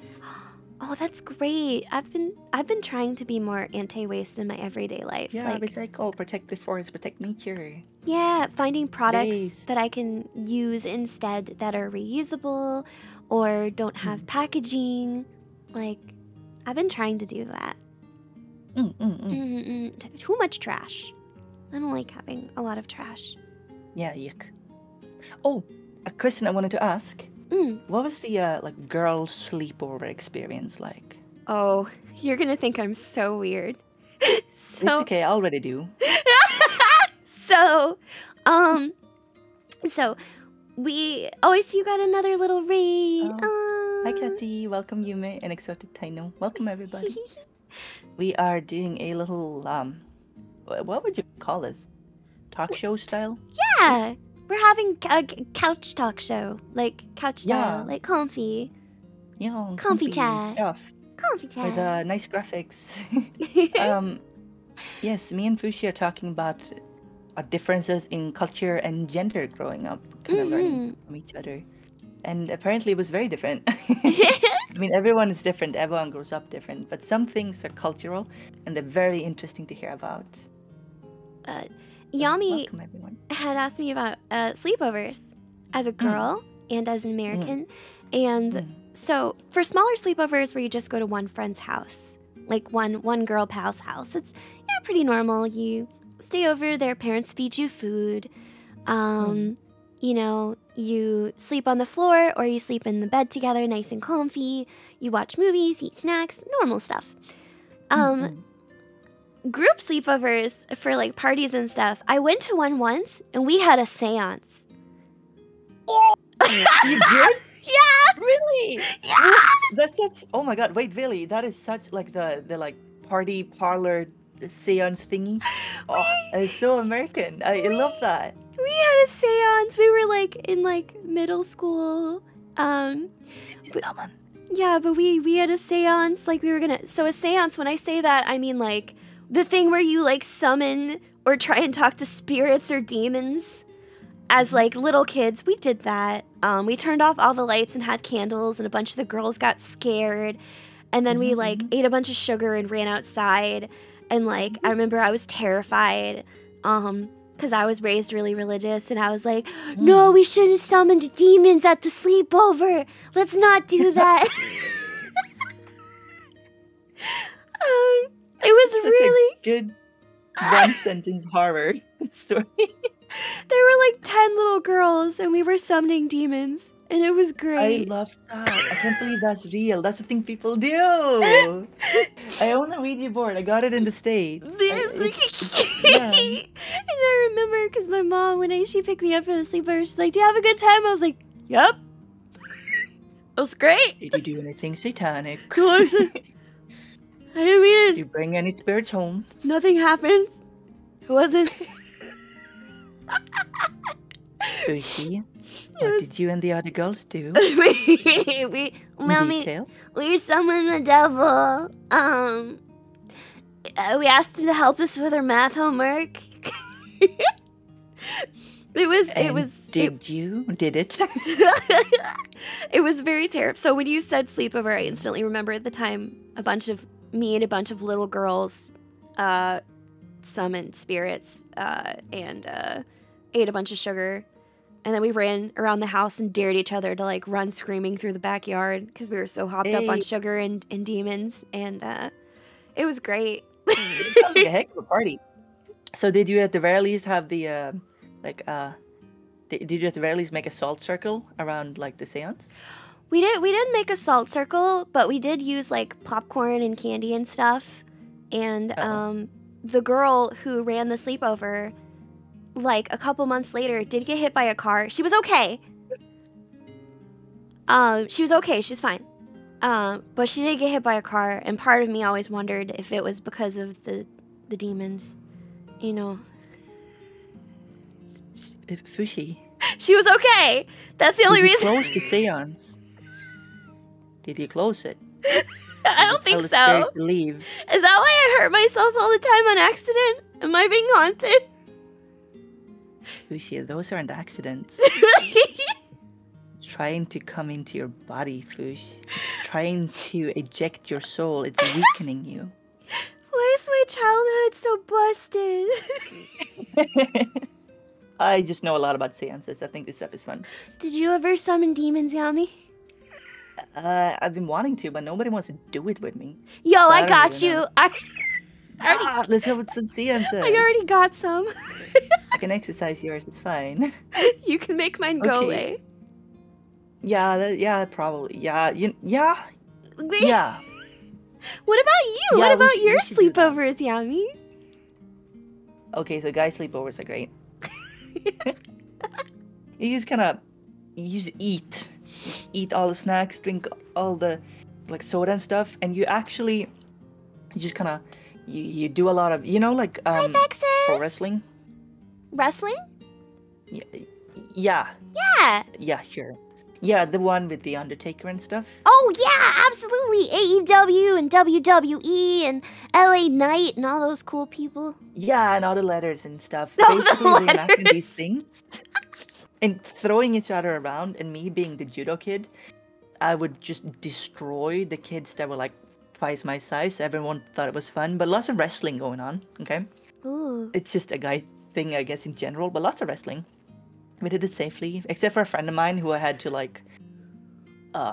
to destroy him once to show that he couldn't mess with me in such a disrespectful way. I have to be careful. That sounds so but- cool. Yeah. So lots of snacks and stuff and lots of video games. And then usually, how you sleep is rarely a concern. It's not really planned out, at least not me and the boys. Mhm. So usually we'd end up with like 4 dudes in one bed. Or, jokingly, okay, so sometimes, especially when we had like sleepover lawn parties and stuff, Mhm. somebody would just kind of end up like on the floor, or a few people, and just didn't think too hard about it. Like, if there's no sofa I can sleep on, I'll just sleep on the floor, it's fine. So jokingly, a friend of mine, he used to take, he would sleep on the floor. It was kind of like a hard tile floor. Mhm. And he would go and grab a roll of toilet paper, and he would rip up a single layer and fold it in 2, put it underneath him, and have that as his mattress. What? Toilet And he paper just- mattress? Yeah, it just became a meme. He just did it. Oh to my us. god. What a dork. Oh no. Yeah, it was great. But yeah, and then like I had a friend. We did sleepovers pretty often. We were tight. We would just kind of sleep in the same bed. Yeah. I usually do that. Yeah. Mm-hmm. When you're like little kids, like for the most part, there's nothing like sussy about snuggles or being in the same bed. I think once hormones start raging, you start being like, unless, But when you but when you're younger, there's an innocence to it. You're a child, and Yeah, it's all in fun, and you're with people you trust. Yeah. As far as hospitality goes in Sweden, when kids stay over, are the parents really fussy about making sure that they eat and that they're fed? Is that something for you guys? Okay. This was a big discussion in Sweden recently, actually. Okay. Yes. So you have to show all your guests. You have to show them hospitality, but especially kids, because they're kind of vulnerable.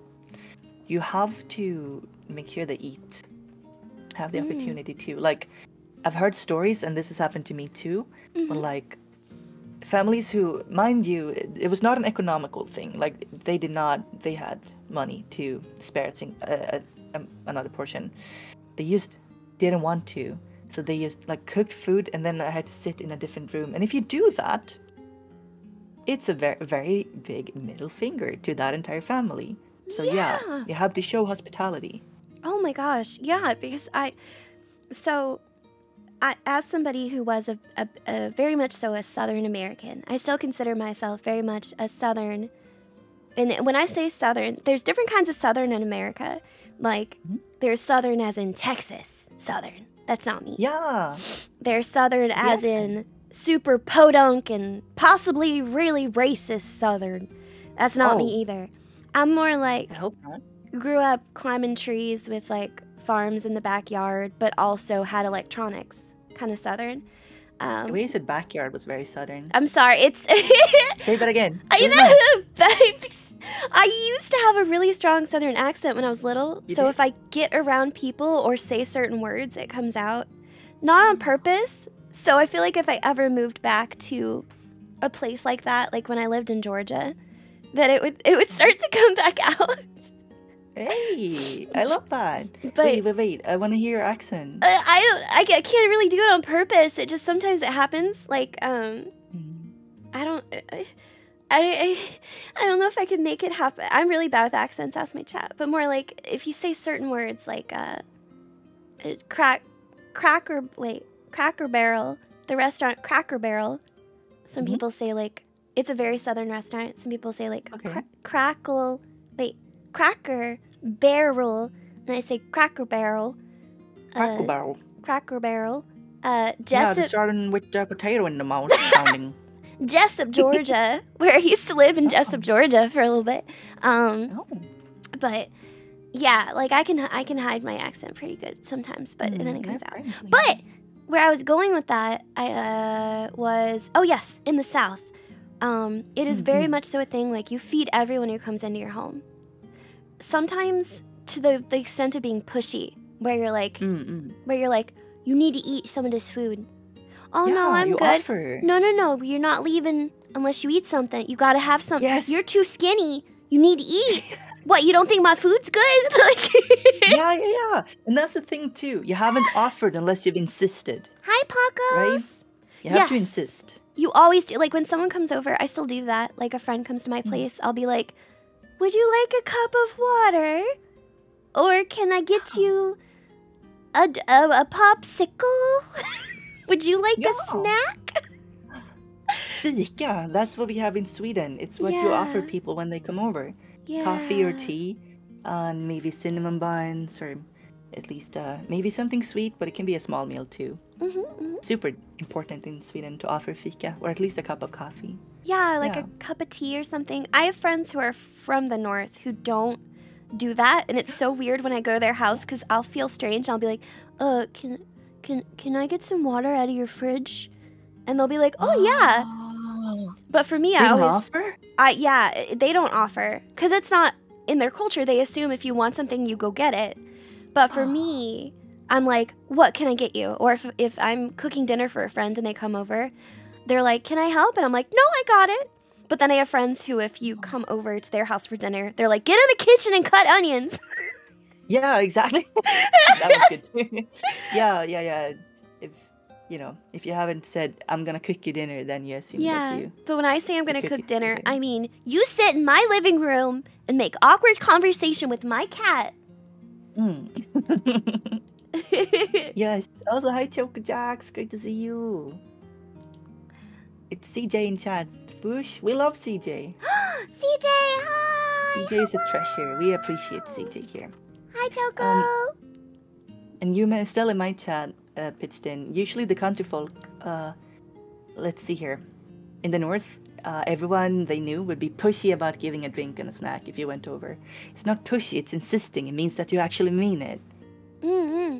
Because in a lot of cultures, it is customary to say, oh no, thank you, I'm good, at least once or twice. Yes. Yes, I don't remember which culture it was. I don't know if it was Indian or not, but there's some culture over in Asia where you're supposed to offer something 3 times before, and they're allowed to accept it the 3rd time. Yes. I don't remember which culture it is, though. More than one. I don't remember. Yeah, I don't remember which one it was, so don't quote me on it. But it's some culture over in Asia has that tradition. Maybe more than, but I remember hearing about it, and I was like, that's interesting. I could understand that. Like, would you like? Oh, no, I'm good. Are you sure? Yeah. Come on. Okay. Yeah, if you insist, thank you. Yeah. And in some places, when asking for a refill, or you ask the guest for like refill, or if they want more, another portion, they're supposed to decline the first time. The reason is not to come across as entitled, but this is a very like culture thing. Now in Sweden, if you go in and ask for stuff, you're kind of seen as rude. But the host better offer. Yeah. Otherwise, it's like you don't want them to be there. Yes. It's like a peace offering. I'm glad we agree on that, because I think it makes people feel welcome in your home, and Absolutely. Also, what if they're thirsty and they're afraid to ask for it? Oh yeah, Amble brings up a good point. Amble says it can be hard for people with autism to navigate these situations, which I understand, like, because you might not know if it's appropriate to ask, or you might be scared to ask. So it's just easier if someone's like, would you like this? And you could go, okay. And then yes, and it feels safer for the guest because they just know what's up. I think I like that. I like cool. So if you Yeah. ever come to my home, Yami, I will offer you a beverage and a snack, and you can say Thank you. yes. You don't have to. You don't have to refuse. To be Oh, polite. it's okay. I'm Swedish. We just say yes. Thank you. Also, everyone that just dropped in, welcome. We're doing like a talk show kind of deal today. Yeah. Talking about cultural differences and like differences growing up as different genders. Yeah. Oh, so yeah, sleepovers is where we kind of were. Yeah. Sleepovers and demons. Yeah. So Sweden is very there's not too much faith going on in Sweden, so the demon stuff is more kind of like a movie thing. But I'm pretty sure I've tried to summon a demon as a child at a few times. And there are some people do believe in ghosts. More people than you think believe in ghosts here. And that I remember that vividly, like scaring each other about ghosts and stuff. I like summoning one. Do you have? I think Bloody Mary is, Yeah. Bloody Maybe Mary is a thing orange. here. but it definitely got over. Or is it not?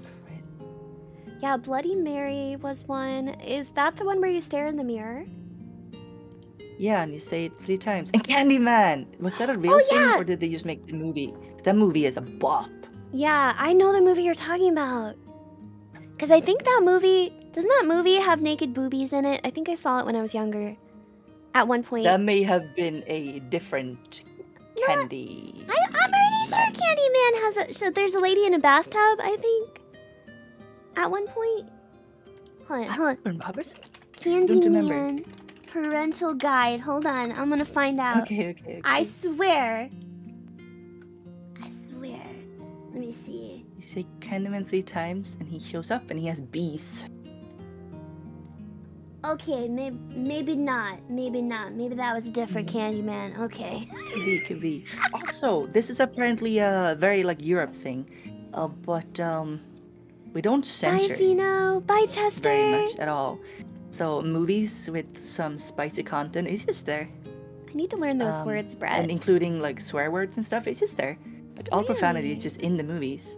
So I've learned recently that if you watch like a movie on cable, you get like the clean daytime version of it sometimes.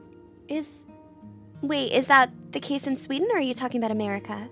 America. Yeah, like, that's sometimes true. you just dub over like lines, and it gets really silly. Yes, that is 100% true. They do the same thing with pop songs on the radio. I heard. Because there was, I forget who it is, but some rapper had some song, and there was an allusion to a peach being eaten in a way that was lewd. I won't expand on that.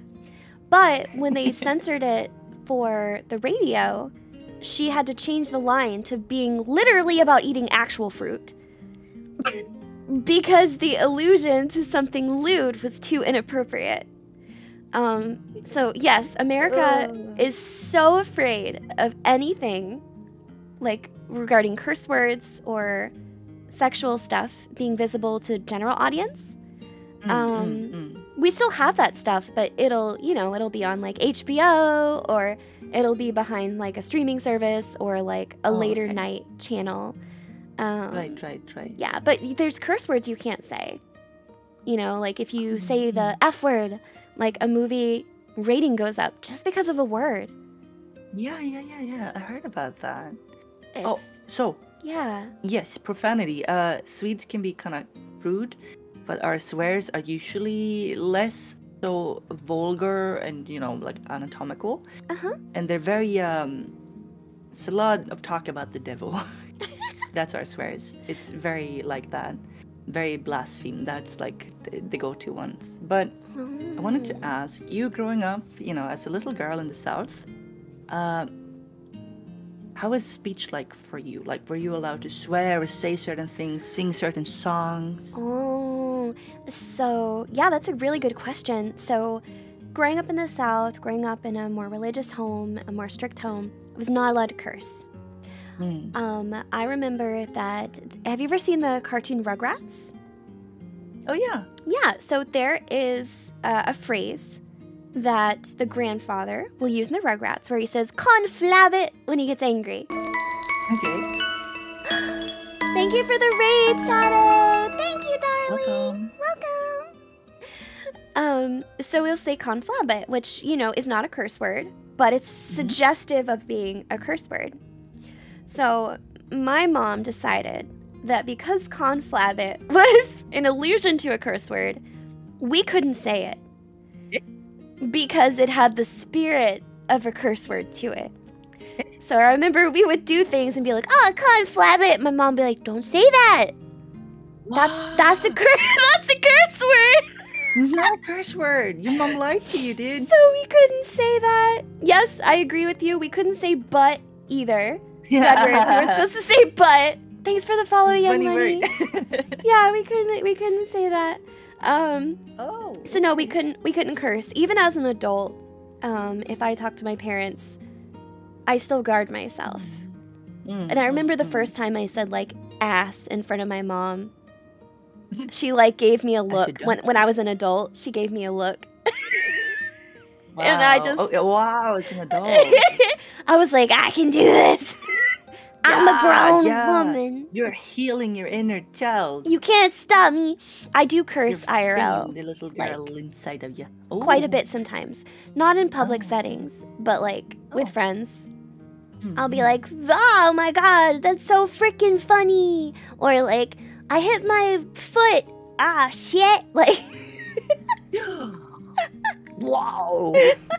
Yeah, I have friends who swear more than they say other words. Like Varidetta, for example. She came over to my channel and she managed to go, I think, 2 seconds without swearing. Yeah, okay. My chat shaming me. I do curse on stream too, sometimes. Especially when I mess up. So.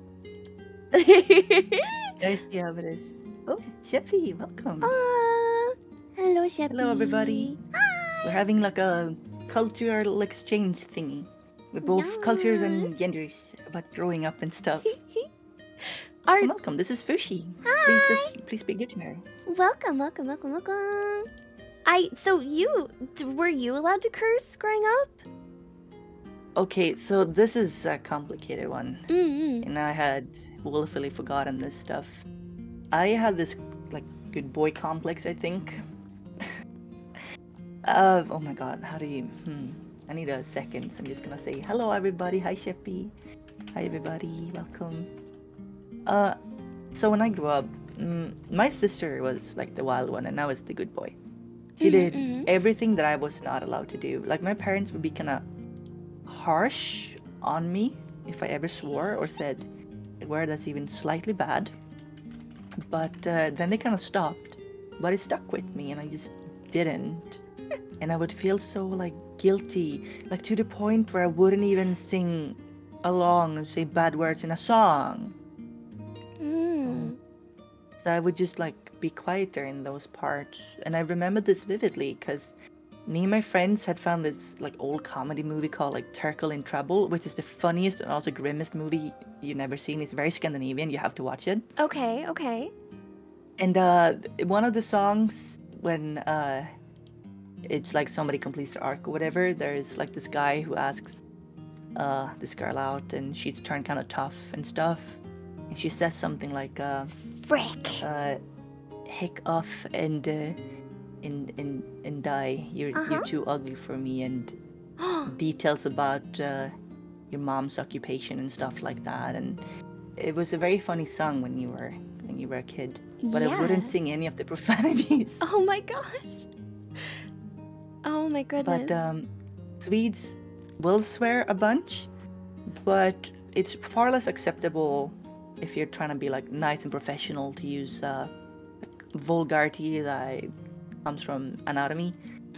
There's some words for some lady parts and stuff that you should probably keep that for close friends. One of my subs. I don't like the Finnish. Oh, go on. Oh, I was gonna say one of my subs reminded me of a word, douche canoe. That's a really funny insult in America. People say douche canoe? Douche canoe. Douche canoe. I'm keeping that. That's so funny. Amble, thank you. Oh my god. I was gonna ask you, so cause for Swedish, cause PewDiePie is Swedish, right? PewDiePie is Swedish, and he is, people have mixed opinions on him here. Yeah. Not in reference to him specifically, but I remember there was something I was watching of his years ago, opinions aside, where he was saying that there was a word that meant girl, but it could also mean a vulgar term, and it started with an F in like an either FITA or FLITA, something like. Do you know the word I'm trying to reference? This is every 10-year-old having their English class laughing for minutes in a row. Okay. It does not mean girl. He was pulling your leg. Do not call a girl that. It is very offensive. Is it? It is basically, if it's what you call somebody who is the lowest of the low, who is like the least pleasant person to be around. Oh no. Oh good, I've never used it though. Is it? Yeah, it's worse than a douche canoe. Is it like the FI or the FL sounding one? Because I don't remember. FI. Okay. Because I learned two different words and I mixed them up and I didn't know which was the mean one and which was an okay word to say. So I just never said either of them. If you mean FL, flicka, that's a little girl. That's specifically like a young girl. That's what I meant. Flicka. Flicka, yeah. Flicka. Och pojke. Pojke is a boy, as young boy child. Oh, pojke. Yeah. Yeah. So we have different words for like ages and stuff. Aww. So our word for girls applies to like any lady. While yours can mean, well, yours is girl. Okay. Compared to woman. We don't refer to ladies as women usually. We just say tjej. Tjej. Tjejer. Girls. Yeah. Tjej. Flicka. Tjej. Yeah. Flicka is one girl. Flickor is many girls. And let me tell you, flickor were incredibly scary and intimidating as a child. Flickor. I have to ask, because I never really approached like anyone in any sort of romantic way or anything. It wasn't really in my nature. But did the boys approach you? Like, what was that like as a girl? Oh, so I would say as a girl who was into very nerdy things and eventually went through puberty, and was therefore very kind to my male friends, I had a lot of confessions made to me. And not this in is a thing in our culture. Yeah, and it was more in like a way where a guy comes to you and they're like, I like you. Do you want to like go out sometime? And that I would say that happened to me quite a bit.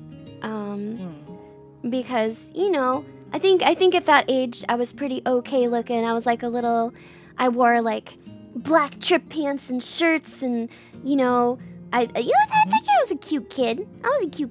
So I was approached by boys. I wasn't allowed to date until I was like 16 years old. And even still, it was weird dating. Like, open door, you gotta sit at the kitchen table and you can't hold hands. Is it different in Sweden? Are you guys allowed to date whenever? Or do you have to wait till you're an adult? I don't want to bring my sister into this. Oh, was she seeing people when she was a lot younger? It was a bit of a problem. Oh no. But, okay. I'd say that does happen in America for other people. Just at least in my family, I had to be 16. And even then, I just want to put. Yeah.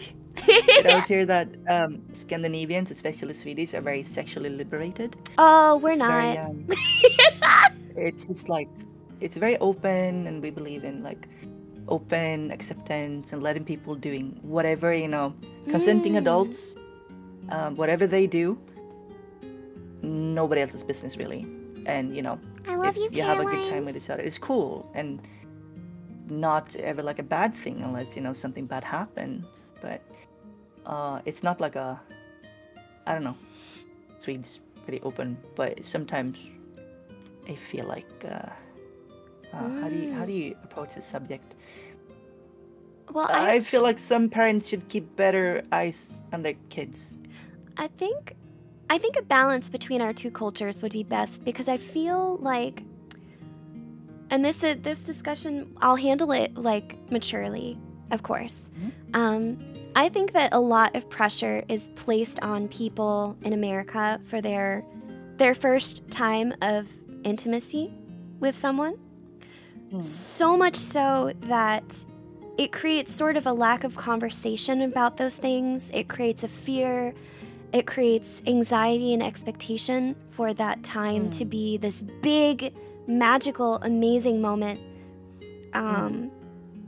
But I know in your culture, if it's more accepted, it's less like that. But also, if you're more free with it, sometimes it can be more dangerous. There are consequences of, intimacy, especially at a young age. Even being with your peers who are your age, kind of thing. So I feel like exactly. A balance would be good. One where a society is open enough to talk about these things, so that we can answer questions for children who are learning and growing, but Absolutely. also without the pressure of them making decisions about their first time based on like if their parents will be disappointed in them, and I don't think that's appropriate either. Huh? Yeah. Yeah. So okay, this is kind of an interesting topic, and it's a little bit of a tiptoe one, but yeah, I think we can handle it maturely, as long as everybody in chat, you guys be mature, okay? Yeah. Be mature. So, I kind of didn't understand that I was like very much ace growing up. Oh yeah. And there was a lot of pressure, and believe me, kids, there is no acceptance, at least not among boys, when it comes to ace guys. Like, what's wrong with you? What's wrong with you? Why aren't you, like, I don't know, chasing the girls and stuff? And I was like, I would rather play Yu-Gi-Oh. I just wasn't that interested. But they were really like pushing. I was like, I don't really care. Yeah. I really don't want anyone that close to me, And there was a lot of talk about it and stuff for a long time, but having that openness, especially from the school, like we have really good sex ed and a lot of like resources for young people to kind of understand it and understand what is, like, actually deeply understand what is, consent, how do you stay safe.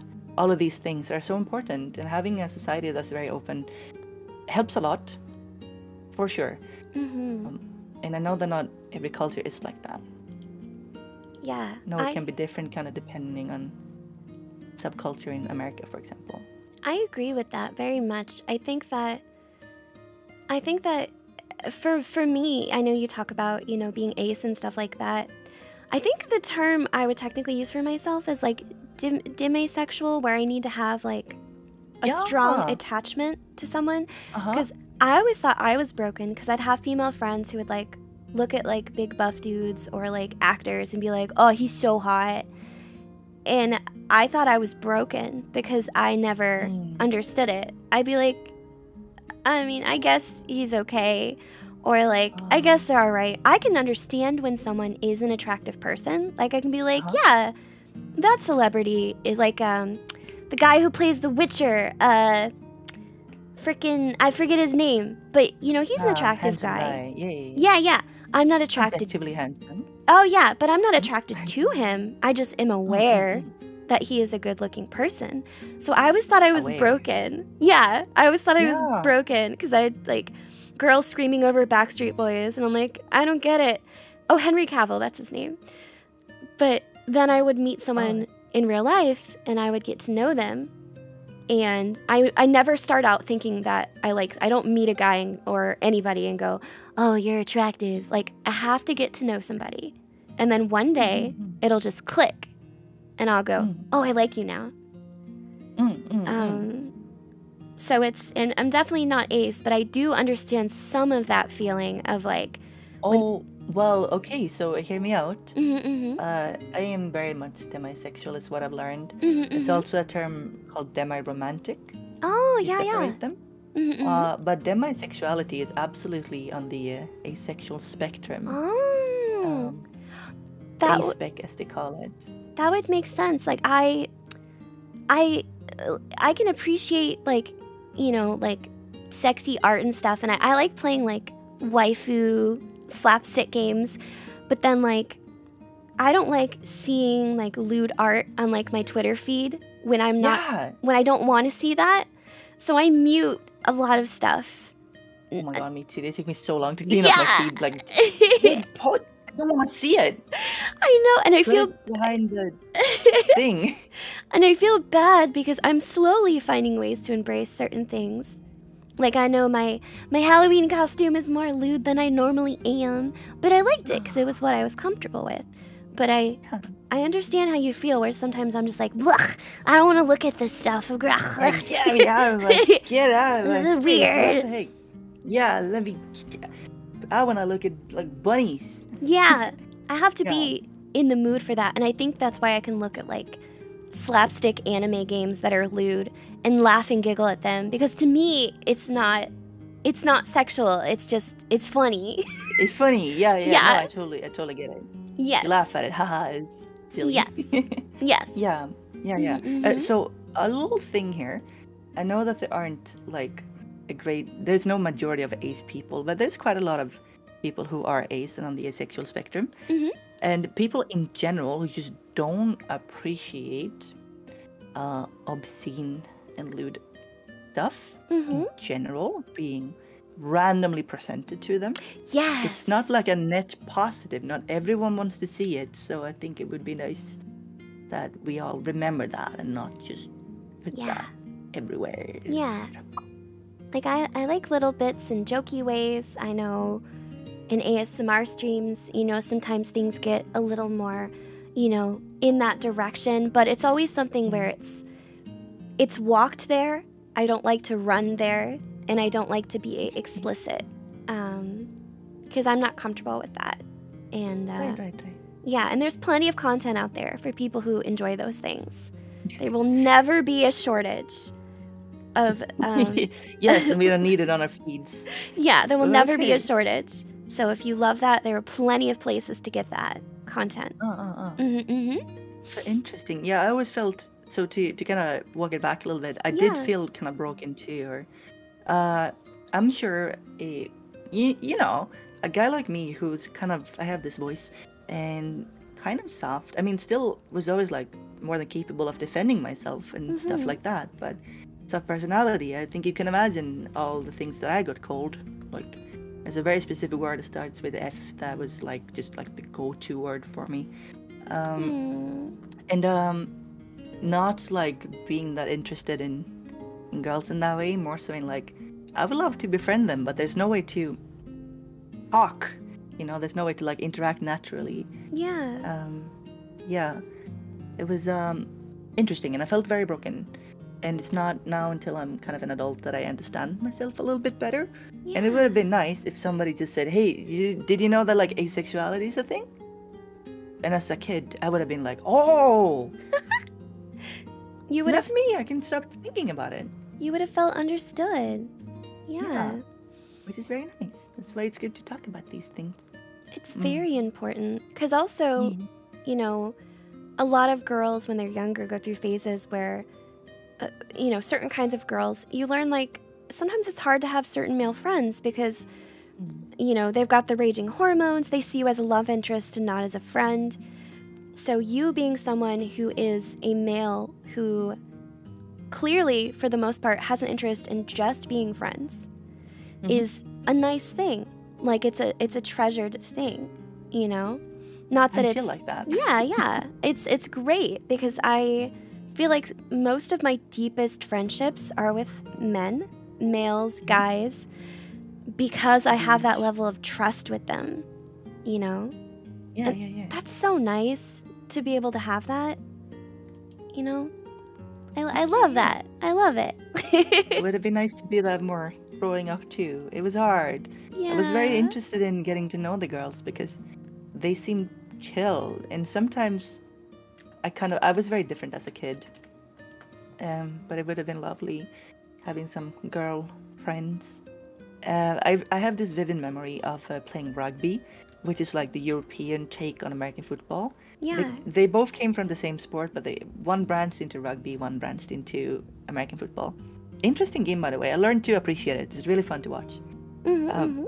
But I played rugby, and we usually I'm sure you can imagine a game like rugby, which doesn't American football has a lot of rules, right? You stop the game and you break, right? And ball's dead, but rugby is a lot more wrestling.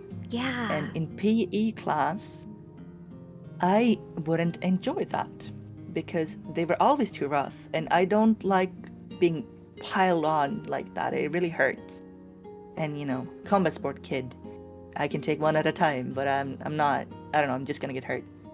So rugby actually has a lot of rules that allows for really good play if you play the game properly, but it always ended up with the pile with the dudes. But one day I've been away. I've been somewhere. I don't remember what it was, but when I came back, I had to do PE class, but I had to play with the girls. I've been to like the dentist or something. Yeah. And I got to play with the girls, and they had no interest in tackling each other unless they had to or anything like that.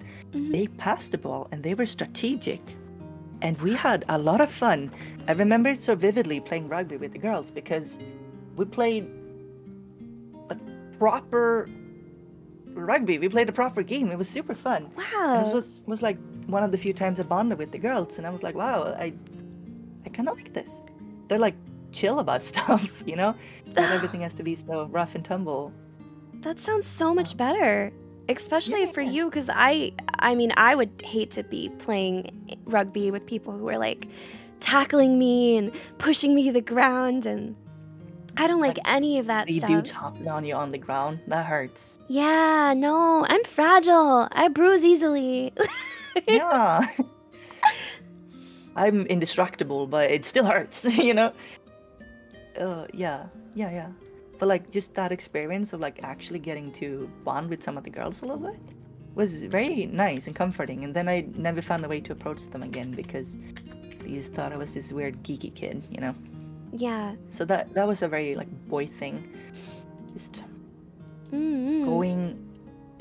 trying to approach them. I just never knew how, but would have been very nice. It's something I wish was easier growing up, and I'm sure it's even harder in the way you grew up, where they made this sharp division between girls and boys. Yeah, I wasn't super athletic when I was little. I did play on a recreational soccer team. Or football for people in Europe, I think. And I enjoyed that, but I was never a super physical person because I grew up with, the asthma, and I was really scrawny and tiny when I was little. So I didn't get a lot of exposure to maybe a lot of the physical stuff in sports, or when people told me that I was too tiny to do things. I never took it as an insult because I was just kind of used to it.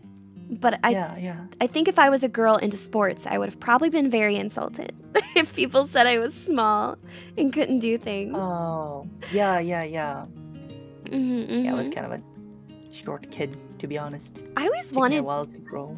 to do you said you did judo, right? Yes. I've always Growing up, wanted to lots do of something judo. like that when I was little.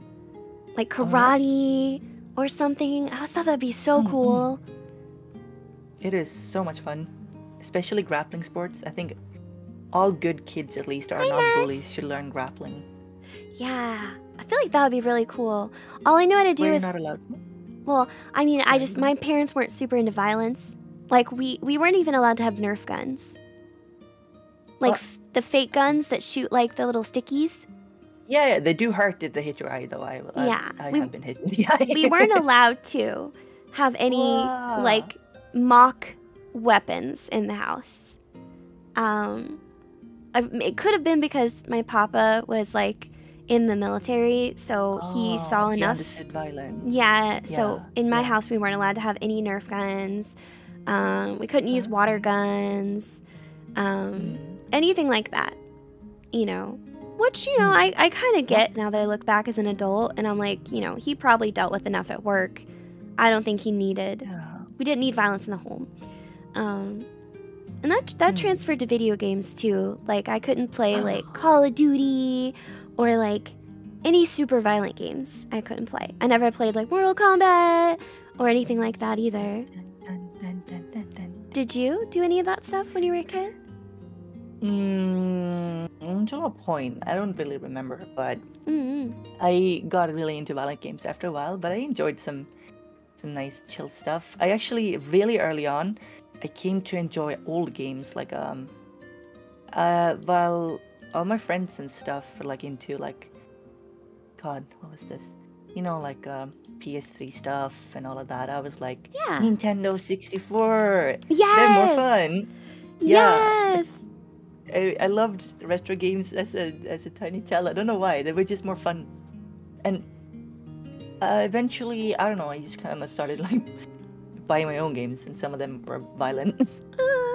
I was very much a Nintendo kid too, because Nintendo typically had less violent games. It was more of a family system. So N64, NES, you know, SNES, Wii, GameCube, all of that.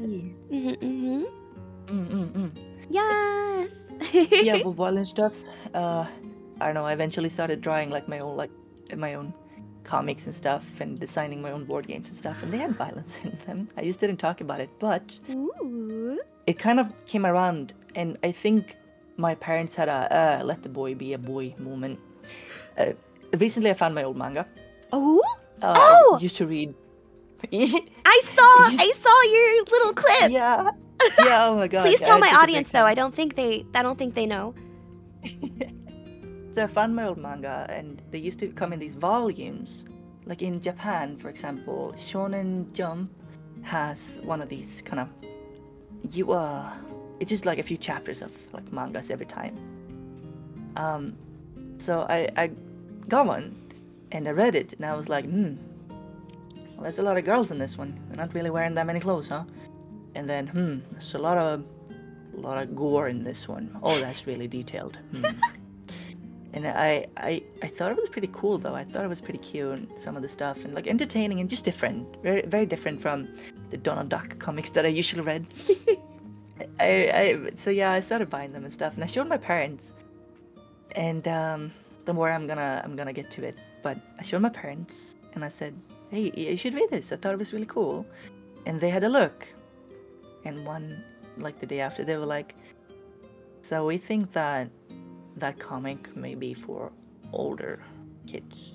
And I was like, "Yeah, you're right." And then they didn't care. But okay, so hear me out. I went to my Nana's place not too long ago, because I didn't have a computer. I wanted to spend time with her instead, and not just sit here. So I eventually, one night, because it was in a shelf above where I slept in my old room, she had some of my old manga, and I just picked one out of there, and I was like, oh, so nostalgic, and I started flipping through, and one of the first kind of things that I flipped to was very, so it wasn't explicit, but it was I couldn't show it on my stream, that's for sure. It does not work on my brand. It was like a lot. It wasn't just like funny. It was like Oh my gosh. Something suggestive, basically. Yeah, you could say that. It was very etchy, and I was like, what? Because I remember when I read these as a kid, and for the longest time, I knew that this is probably something somebody should catch you reading, or see you read. So I would kind of skip through them quickly, like the fan service moments, but I wouldn't think of them as anything else. Just go like, all right. Didn't even know what the word ecchi was. Yeah. Just kind of read and be like, I kind of wish this cute romance manga was less embarrassing. Oh my goodness. And I think my parents were just like, let the boy have his magazine with girls in them, whatever. Oh my I didn't think about gosh. that at all. But now that I see them as an adult, I'm like, oh my god! Oh, That's really there's so funny. much. You know, Yeah, so I haven't really gotten over it yet. It's very shocking. I think that might be a thing that we have in common, Yami, because Uh-oh. my parents were, of course, they were protective over movies and shows and stuff like that. But an area where I could get away with reading things or seeing things above my quote age level or what I was allowed was definitely books and manga. Okay. One of the earliest manga series that I bought for myself. Have you heard of a Clamp series called Chobits? I love Chobits. I love Chobits. Oh my Chobits, which contains, full nudity. They go hard on the chi. And the imagery. her power button location, like the subject Yeah. matter. So I bought it. I didn't understand until I was an adult, mind you. Go Yep. on. I bought it as a child, and the covers of Chobits are just beautiful. This beautiful so girl with pretty. like a Lolita dress. There's nothing lewd at all. Like the flowing fabric, and it's so like Yeah. artsy, and it's like peak shoujo art. Beautiful. Yeah, gorgeous. And so I Absolutely. bought them, and my parents never even looked at it. Never thought that it looked. They just thought it was just, it's got a cute little girl on the cover, and it's pretty dress. I'm sure it's just a fantasy story. Nope. So that Not was Chobits. my first naughty thing was that. And are you, one more is I used to get a magazine called New Type USA, which was an anime magazine in the 2000s, and it would come with a DVD that would have a couple episodes of random animes to advertise them. One day, the DVD I got came with a little, not well-known anime called Gravitation. Are you familiar with that? Gravitation? No. That What is a yaoi. A boy love anime. I had never seen anything like that. And my best friend at the time was over. She was raised Catholic. I was raised like Baptist, Methodist, very religious. We put it in the computer. We watched it as we got closer and closer to the screen. And when it ended, I think we screamed. And we discovered that we were, for a short period of time, of course, as a lot of teenage girls are, boy love fangirls. And watched that DVD, that one episode, so many times. Wow. And made our own like RP. Now I'm not a yaoi fangirl anymore, but when I was a teenager, I went through a period of time because it was an easy thing to like because it didn't involve me. It didn't involve gross, straight relationships. Instead, it was two pretty anime boys who loved each other, and I felt like that was very digestible for me. Okay. And I think that's why a lot of girls get into it, especially when they're younger. Because like mentally it doesn't have the threshold. Yeah, it doesn't involve you in a relationship with a man. So it's less intimidating because you can be like, I'm rooting for these two characters to be together. And they're both, I never thought about it that way. That's why I went through a phase when I was a teenager, and once I hit adulthood, I was no longer into it. Like I don't even touch anything like that now. Like I don't care. I'm not into anime, pretty boys, or anything. But when I was a teenager, I liked it, and I think it was because there's that displacement. It's less scary to girls who are scared and or not as connected with their sexuality as they're growing and developing. But yes, so I watched a yaoi, and me and my friend all of a sudden were like, "Oh my god, we can't tell my parents what's on this TV." Yeah, maybe. Oh my god! How do you think your parents would have? Oh, they would have been upset. They would have been upset. Little Fushi, how many times did you watch this? Too many times. They like kissed in the elevator, and I was like, boys kissed each other. Because mind you, when we were younger, it was a slightly different time. It wasn't as common. So it was more like taboo. I gotta say, maybe the people I were around were pretty chill. Yeah. But it was just like, yeah, some boys do that, some girls do that. I don't care too much. Or few people care too much until we got older, I guess, and everyone just assumed that they could call me those words because I didn't like girls, and that's. I'm sorry. I don't know. It's kid. It's okay. I didn't care too much now. Very interesting. Also, let's see here. Do you want to wrap up in like 10 minutes? Yeah, sure. I'm cool with whatever you are. This has been I have to go to bed. So introspective and so nice. Have Absolutely. you guys enjoyed this? Thanks for the follow, Dreamy. Yeah, gotten some introspective into our well, differences, but also we do share some similar, non-similar ones. Yeah, but that definitely I Mastifact 1 cannot. has subscribed I cannot tier show my 1 for 2 preferences. months. I would did up kinda get Fushi that. and Co. I would read my manga, like, you know how you would kind of hold it so nobody would see the pages really tight together? Wait, pages that are really tight together? You know, you didn't open it up fully. You kind of. If you knew what pages were coming up, you would just kind of hold it close, like. I thought. Okay, no, that's fine. I thought you were saying something else when you said that the pages were tight together. I'm sorry. Never mind. Nope. Never mind. You're good. I don't. Nope. You're Okay, nope. get it. Yeah. Nope. Just move on. yeah. It's fine. You know. Okay. Yeah. So if we were like reading in the car and stuff. No, I'd be like, chat. Shut up. I hope that I can just read this manga.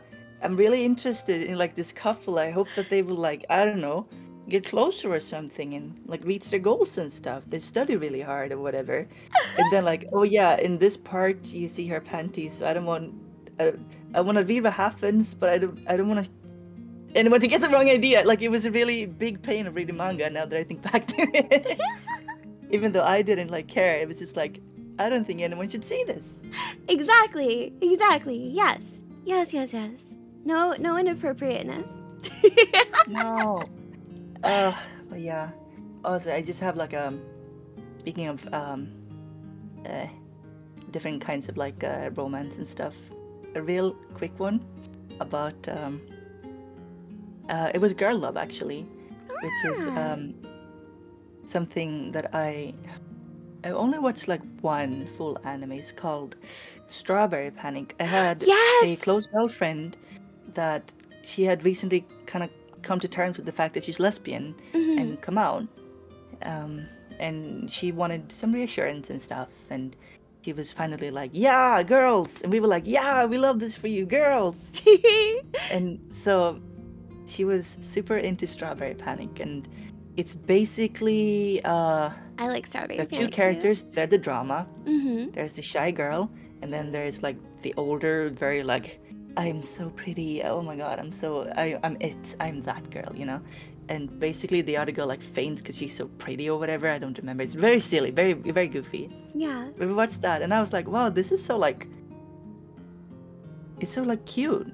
This type of romance seems so pure in anime compared to some other one.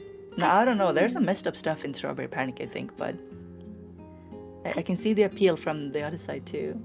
I agree with you. I think, like, I grew out, for the most part, of, like, shonen-ai or, like, yaoi-style stuff, but I still very much so like shoujo-ai, girl love stories, because oftentimes you're right. Adorable. It's sweet. Like, obviously It's there's... so genuinely sweet. Like, Yuri, that's more, you know, lewd and everything, but... Shoujo-ai stories are just like girls who love each other. It's so sweet. There's I can't remember what it's called, but there's one that I read about Strawberry Daifuku that is so stinking cute. Oh, it's called Voiceful. Voiceful, okay. It's a manga, like a one-shot manga with short stories called Voiceful, and it's shoujo-ai and it's so cute, and I recommend it. Oh. Yeah, there's a love story in it with Daifuku, like, pastries, and it's so cute. and I love That's it. adorable. Oh, so we have a challenge. Okay. So on my channel, I have a redeem that's get a random compliment or encouragement. And we got one from Kagami Senpai. Now, are you Ooh. good at rendering random compliments or encouragements? I am. Let me see where. You have one. Okay, I see their username. Got it. Okay. So, did you want to go first, or did you want me to go first? Well, I usually kind of just go on things that I would feel insecure about. Oh. What is For Yami example, insecure about?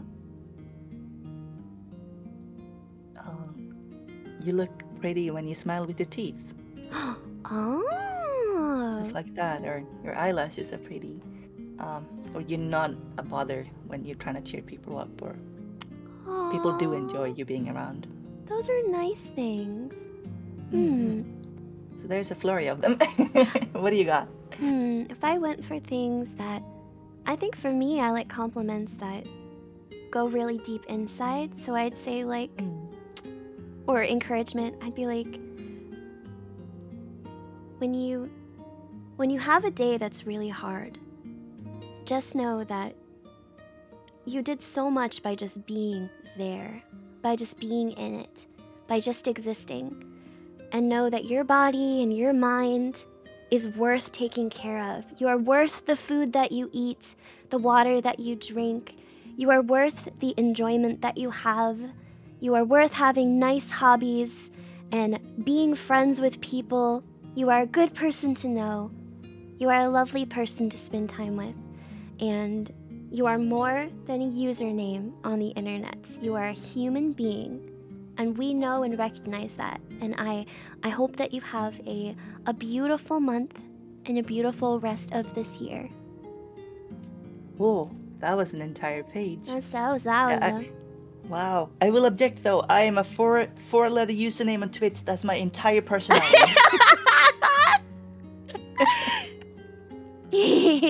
That's very nice. Very nice of you. Oh, I just wanted to... One final thing on manga and being a boy. I'll be honest, shonen was just not for me. And I discovered shoujo in anime and manga. And I was like blown away. I was like, oh my god, there's like comics and like shows like this. But they have like actual feelings. And everyone like, they look really pretty and it's like not, but it's like not embarrassing. They just have these like beautiful shoujo eyes. And oh my god, discovering stuff like Sailor Moon, Cardcaptor Sakura. I discovered this Josei manga called Life at some point, and I was so obsessed, like, wow, they go into like psychological trauma and like deep friendship stuff, and it's not about like fighting monsters. It's actually about like real emotions. These are like real people going through real hardships. That sounds so It's lovely. great. Oh my gosh. Yeah, I love shoujo. Do you have a shoujo kid. favorite manga right now? No. No, it's hard to pick, isn't it? Yeah, I was very much a Kimi ni Todoke guy for a while. But right now, I always wanted to read Non Non Bijuri, but I watched the anime so many times. I kind of spoiled it for myself. Right now, oh my god. Oh my god, it's so hard. It's like an old web manga called Tomo-chan is a Girl. Oh, yeah, I've seen art of that. I've seen fan art of that. Oh my god, I love Tomo-chan. She's so funny. I love Tomo-chan. Or maybe one that makes me laugh really hard. But that was an anime though. It's, what's the name? A tan swimmer girl who is really like mean to the guy she likes, and the guy is like, he's fighting for his life, but she likes him, so he's not getting out of this alive. Nagatoro. Oh, Nagatoro's really funny. Yeah, Nagatoro. I've seen art of the main character a lot. Yeah, she's pretty popular, I think. Wow. But she's so funny. Like, she is savage. She's like my worst nightmare growing up. So I thought that was really funny. Oh my gosh. To read it. That's one thing I think is really cool, because I think we both come off as pretty bright and cheery people. And I like that your taste in manga can be bright and cheery as well. It always makes me wonder if you like any like darker series, because I was thinking what I'm reading right now. And have you heard of Drifting Classroom? No. It's a manga about a school that gets transported to a post-apocalyptic future full of children, and they all die in horrible ways as they try and solve how to get back to the past. Okay. And it's horrifying. And the manga artist inspired Junji Ito. Oh, really? Yes. I do love Uzumaki. Yes, it is it's a very good series. One of my good friends got me 2 issues of it, of the manga, for when my birthday back in May, and it's really great. It's very good written horror, and it handles children very well. They're actual children. They're not looted or anything like that. They're genuine kids. I know. I always get scared. Jesus Christ. You know, because of the cultural difference and everything. But but it's still. It's like kind of like a Lord of the Flies scenario where what will these kids do when put under the pressure of this horrifying situation? Yeah. It's really good. It's really good. Very psychological, but very cool. Okay. Yeah, I love psychological stuff. I do love things that are thought-provoking and that teaches you about yourself. And this is such a guy thing, but like Fight Club was like a really big thing for me because I kind of understood myself better. And shut up! Not just Fight Club, but there are certain. Okay, so there is a really good manga that kind of taught me a lot about myself as well. It's called Homunculus. Yes. Have you read it? Yeah. Hold on. I'm gonna make sure it's the old. one I'm thinking of. It is about a guy who is so obsessed with beauty in himself and in other people. Thank you for the sub, Ida. Welcome. Homunculus is incredibly thought-provoking, kind of very psychological, and it's somewhat abstract. You're not sure what's real, but about a man who's obsessed with himself and beauty, and he kind of hates how other people aren't as beautiful on the inside. So he does the thing where he drills like a hole in his skull to somehow free something. So he sees people for who they really are. And so he can look at a person that's beautiful on the outside and see everything that's ugly with them on the inside. Oh, you know what, Yanni? I'm gonna read this because I've read some of it. You've reminded me of it, and I'm literally gonna read this week. Oh, it goes hard. Literally, you've got me into it. I googled it. Yeah, I gotta read it. And the art is gorgeous, but also disturbing, but very high detail. And Homunculus also, he gets involved with a girl, and he's very obsessive about her doing the same thing. But it doesn't end well. And so I guess one of the great ironies is that as he's doing this and he's judging everyone for how ugly they are on the inside, he too is incredibly ugly and disgusting on the inside as well. And it's like one of those big things that, like, a lot of people have this phase in life where they have this belief in life that they are so much better than everyone else, and everyone else, they judge them, but me, I couldn't do these things wrong, or I am aware of my faults, so I am better, while there might be the worst one in the bunch. Wow. Yeah, so I think sort of stuff. That's a very relatable thing. Like, even as regardless of if you're a good person, sometimes it's easy to get caught up and forget to look at yourself when it comes to like conflict or issues and things like that. To remember to self-reflect. Self-reflection is a skill set. Yes, it has to be learned. Yes. And it's good to take a moment every now and then and be like, what could I probably do to be a little bit better? Yeah. Ooh. Yeah, I'm gonna read that. I'll let you know what I think of it, but I'm absolutely gonna read that. Yeah, please do. And everyone in chat, Homunculus. Sorry, I can't remember it. Here, Yeah. I'll paste the name of it Oh, thank you. in the chats. Yes. Here you go. Homunculus. So, let's see here. Dang it. Thought I had a final note. May have forgotten. But yeah, if you would like to wrap up, I think it's good. It's almost midnight here, so I should. Yeah. You should go to bed soon. This was a great idea, Yami. This was really nice and comfy. Yeah, it's nice. It's a nice thing to talk about. I'm happy to have you on, Fish. It's nice to talk to you. I haven't been able to talk as much lately. Both been very busy people. Yeah.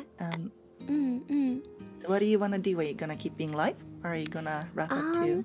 I will wrap up because I have some other work to do.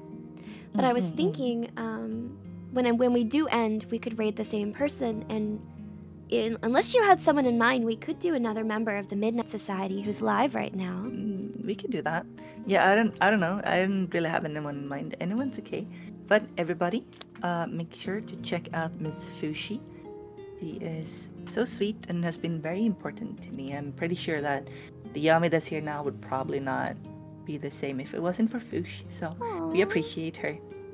And you should, check her out.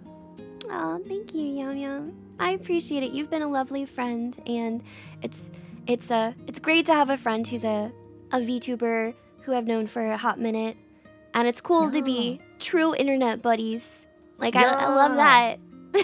The anonymity. Yeah.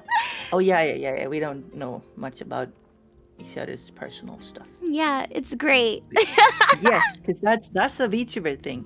Don't ask, don't tell. You don't ask for names. You don't tell your name. Don't ask for location. It's don't ask, don't tell. I think that's great. Oh my gosh. It's safe. And if you guys want to see Yami, please go check out his channel and his streams. If you like calming presences, it's very much so got that. Absolutely. Very, very calm. I'm also slightly insane. Yes. And my chat likes that kind of dynamic. Someone who can be very quiet and then, summon demons. So if you guys like that, go check out Yami's channel. You should Thank you. That. I enjoyed comfy and fun. Yes, welcome aboard. And Come hi there. I was looking, and I think Wineria is currently streaming Suika, if you were interested in raiding her. Oh, yeah. Let's go raid Wineria. Wineria is such a sweetheart. Yes. She's also part of our secret group of VTubers, of pros. I'm gonna start a raid for her. Yeah, I typed it in. We have a new raid emote made by Chinchillada, so if anybody is subscribed on my channel, please use that raid emote. Should we have a joint raid message, Yami, or do you usually do the same one? Oh. What do you do? Oh, yeah. We should do it. Let's do a joint one. What should we say? Something about manga. Manga. Not sure. Say so. This is a say so stream. It's not a say so stream. Buneri is not say so. She's very sweet though. If she's not say so, we could write something like say so giant melons, cause she's playing Suika. Yeah. Say so giant melons. Something stupid like this. Yeah, that's funny. Sure. Alright. Oh my god, I see she just got raided by people in their raid messages. Yeah, we are your problem now. Please begin to win. It's great. Yeah, thank you for joining me, Fushi. It's always a pleasure. Of course. And I had a really great time. Yeah, me too. It was nice. Very different. Very different from what we usually do, I think both of us, but super fun. And I hope that I got a lot out of it, and I hope our audience did too. I hope so as well. Everybody be good little beans.